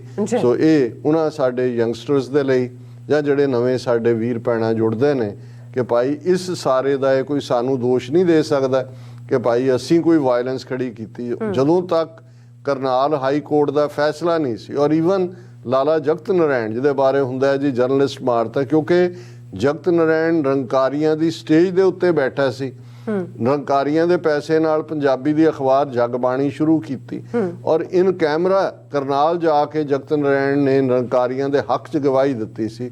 ਸੋ ਜਗਤ ਨਾਰਾਇਣ ਦਾ ਮਾਰਿਆ ਜਾਣਾ ਨਾ ਹਿੰਦੂ ਹੋਣ ਕਰਕੇ ਸੀ, ਨਾ ਮਹਿਜ਼ ਪੱਤਰਕਾਰ ਹੋਣ ਕਰਕੇ ਸੀ, ਹਾਲਾਂ ਉਹਦੀ ਗੰਦੀ ਪੱਤਰਕਾਰਤਾ ਸੀ, ਲੇਕਿਨ ਉਹ ਇਹੀ ਇਹਨਾਂ 7 ਸਿਤਾਰਿਆਂ ਵਾਲੇ ਨਿਰੰਕਾਰੀਆਂ ਦੇ ਨਾਲ ਔਰ ਸਿੱਖਾਂ ਦੇ ਖਿਲਾਫ ਭੁਗਤਣ ਕਰਕੇ ਸੀ। ਸੋ ਇਹ ਇੱਕ ਹਿਸਟੋਰੀਕਲ ਟਰੂਥ ਹੈ ਔਰ ਇਹ ਜੈਨੇਸਿਸ ਹੈ ਜਿਸ ਦੇ ਨਾਲ ਫਿਰ ਜਿਹੜਾ ਕਰੰਟ ਪੀਰੀਅਡ ਹੈ ਉਸ ਤੱਕ ਸਮਝਣ ਦੇ ਵਿੱਚ ਆਸਾਨੀ ਹੋਏਗੀ ਕਿ ਹੋਇਆ ਕੀ ਸੀ 1980 ਦੇ ਵਿੱਚ। ਜੀ ਡਾਕਟਰ ਸਾਹਿਬ ਤੁਹਾਡਾ ਬਹੁਤ ਬਹੁਤ ਸ਼ੁਕਰੀਆ। ਸਾਥ ਲੈਣੇ ਬ੍ਰੇਕ, ਔਰ ਬ੍ਰੇਕ ਤੇ ਜਾਣ ਤੋਂ ਪਹਿਲਾਂ ਅਸੀਂ ਦਰਸ਼ਕਾਂ ਤੇ ਸਰੋਤਿਆਂ ਨੂੰ ਅਪੀਲ ਤੇ ਬੇਨਤੀ ਕਰ ਦਈਏ, ਵਿਊਅਰਸ ਜਿਸ ਤਰ੍ਹਾਂ ਕਿ ਤੁਸੀਂ ਜਾਣਦੇ ਹੋ ਕਿ TV 84 ਇੱਕ ਪੰਥਕ ਚੈਨਲ ਹੈ, TV 84 ਦੀ ਚੜ੍ਹਦੀ ਕਲਾ ਲਈ ਵੱਧ ਤੋਂ ਵੱਧ ਡੋਨੇਟ ਕਰੋ। ਡੋਨੇਟ ਕਰਨ ਲਈ ਸਾਡੀ ਵੈਬਸਾਈਟ tv84.tv ਤੇ ਜਾ ਕੇ ਪੇਪਾਲ ਦੀ ਵਰਤੋਂ ਕਰਕੇ 1 ਟਾਈਮ ਡੋਨੇਟ ਕਰ ਸਕਦੇ ਹੋ, ਮੰਥਲੀ ਡੋਨੇਟ ਵੀ ਕਰ ਸਕਦੇ ਹੋ। ਤੁਸੀਂ TV84 ਦੇ ਨਾਮ ਤੇ ਚੈੱਕ ਬਣਾ ਕੇ ਸਾਨੂੰ ਮੇਲ ਵੀ ਕਰ ਸਕਦੇ ਹੋ ਸਾਡੇ ਇਸ ਪਤੇ ਤੇ 36-01 37th Avenue long island city New York 11101 USA ਜਾਂ ਫਿਰ ਤੁਸੀਂ ਸਾਨੂੰ ਫੋਨ ਰਾਹੀਂ ਵੀ ਸੰਪਰਕ ਕਰ ਸਕਦੇ ਹੋ ਸਾਡੇ ਫੋਨ ਨੰਬਰ ਤੇ 5166191984 ਤੁਸੀਂ ਸਾਨੂੰ ਈਮੇਲ ਵੀ ਕਰ ਸਕਦੇ ਹੋ info@tv84.tv ਤੇ ਅਸੀਂ ਤੁਹਾਡੇ ਤਹਿ ਦਿਲ ਤੋਂ ਸ਼ੁਕਰਗੁਜ਼ਾਰ ਹੋਵਾਂਗੇ। ਇਸ ਵਕਤ ਲੈਣੇ ਬ੍ਰੇਕ। ਵਿਊਅਰਸ ਤੁਸੀਂ ਸਾਨੂੰ ਇਸੇ ਤਰ੍ਹਾਂ ਹੀ ਬਣੇ ਰਹਿਣਾ। ਮਿਲਦੇ ਹਾਂ ਛੋਟੇ ਜਿਹੇ ਬ੍ਰੇਕ ਤੋਂ ਬਾਅਦ।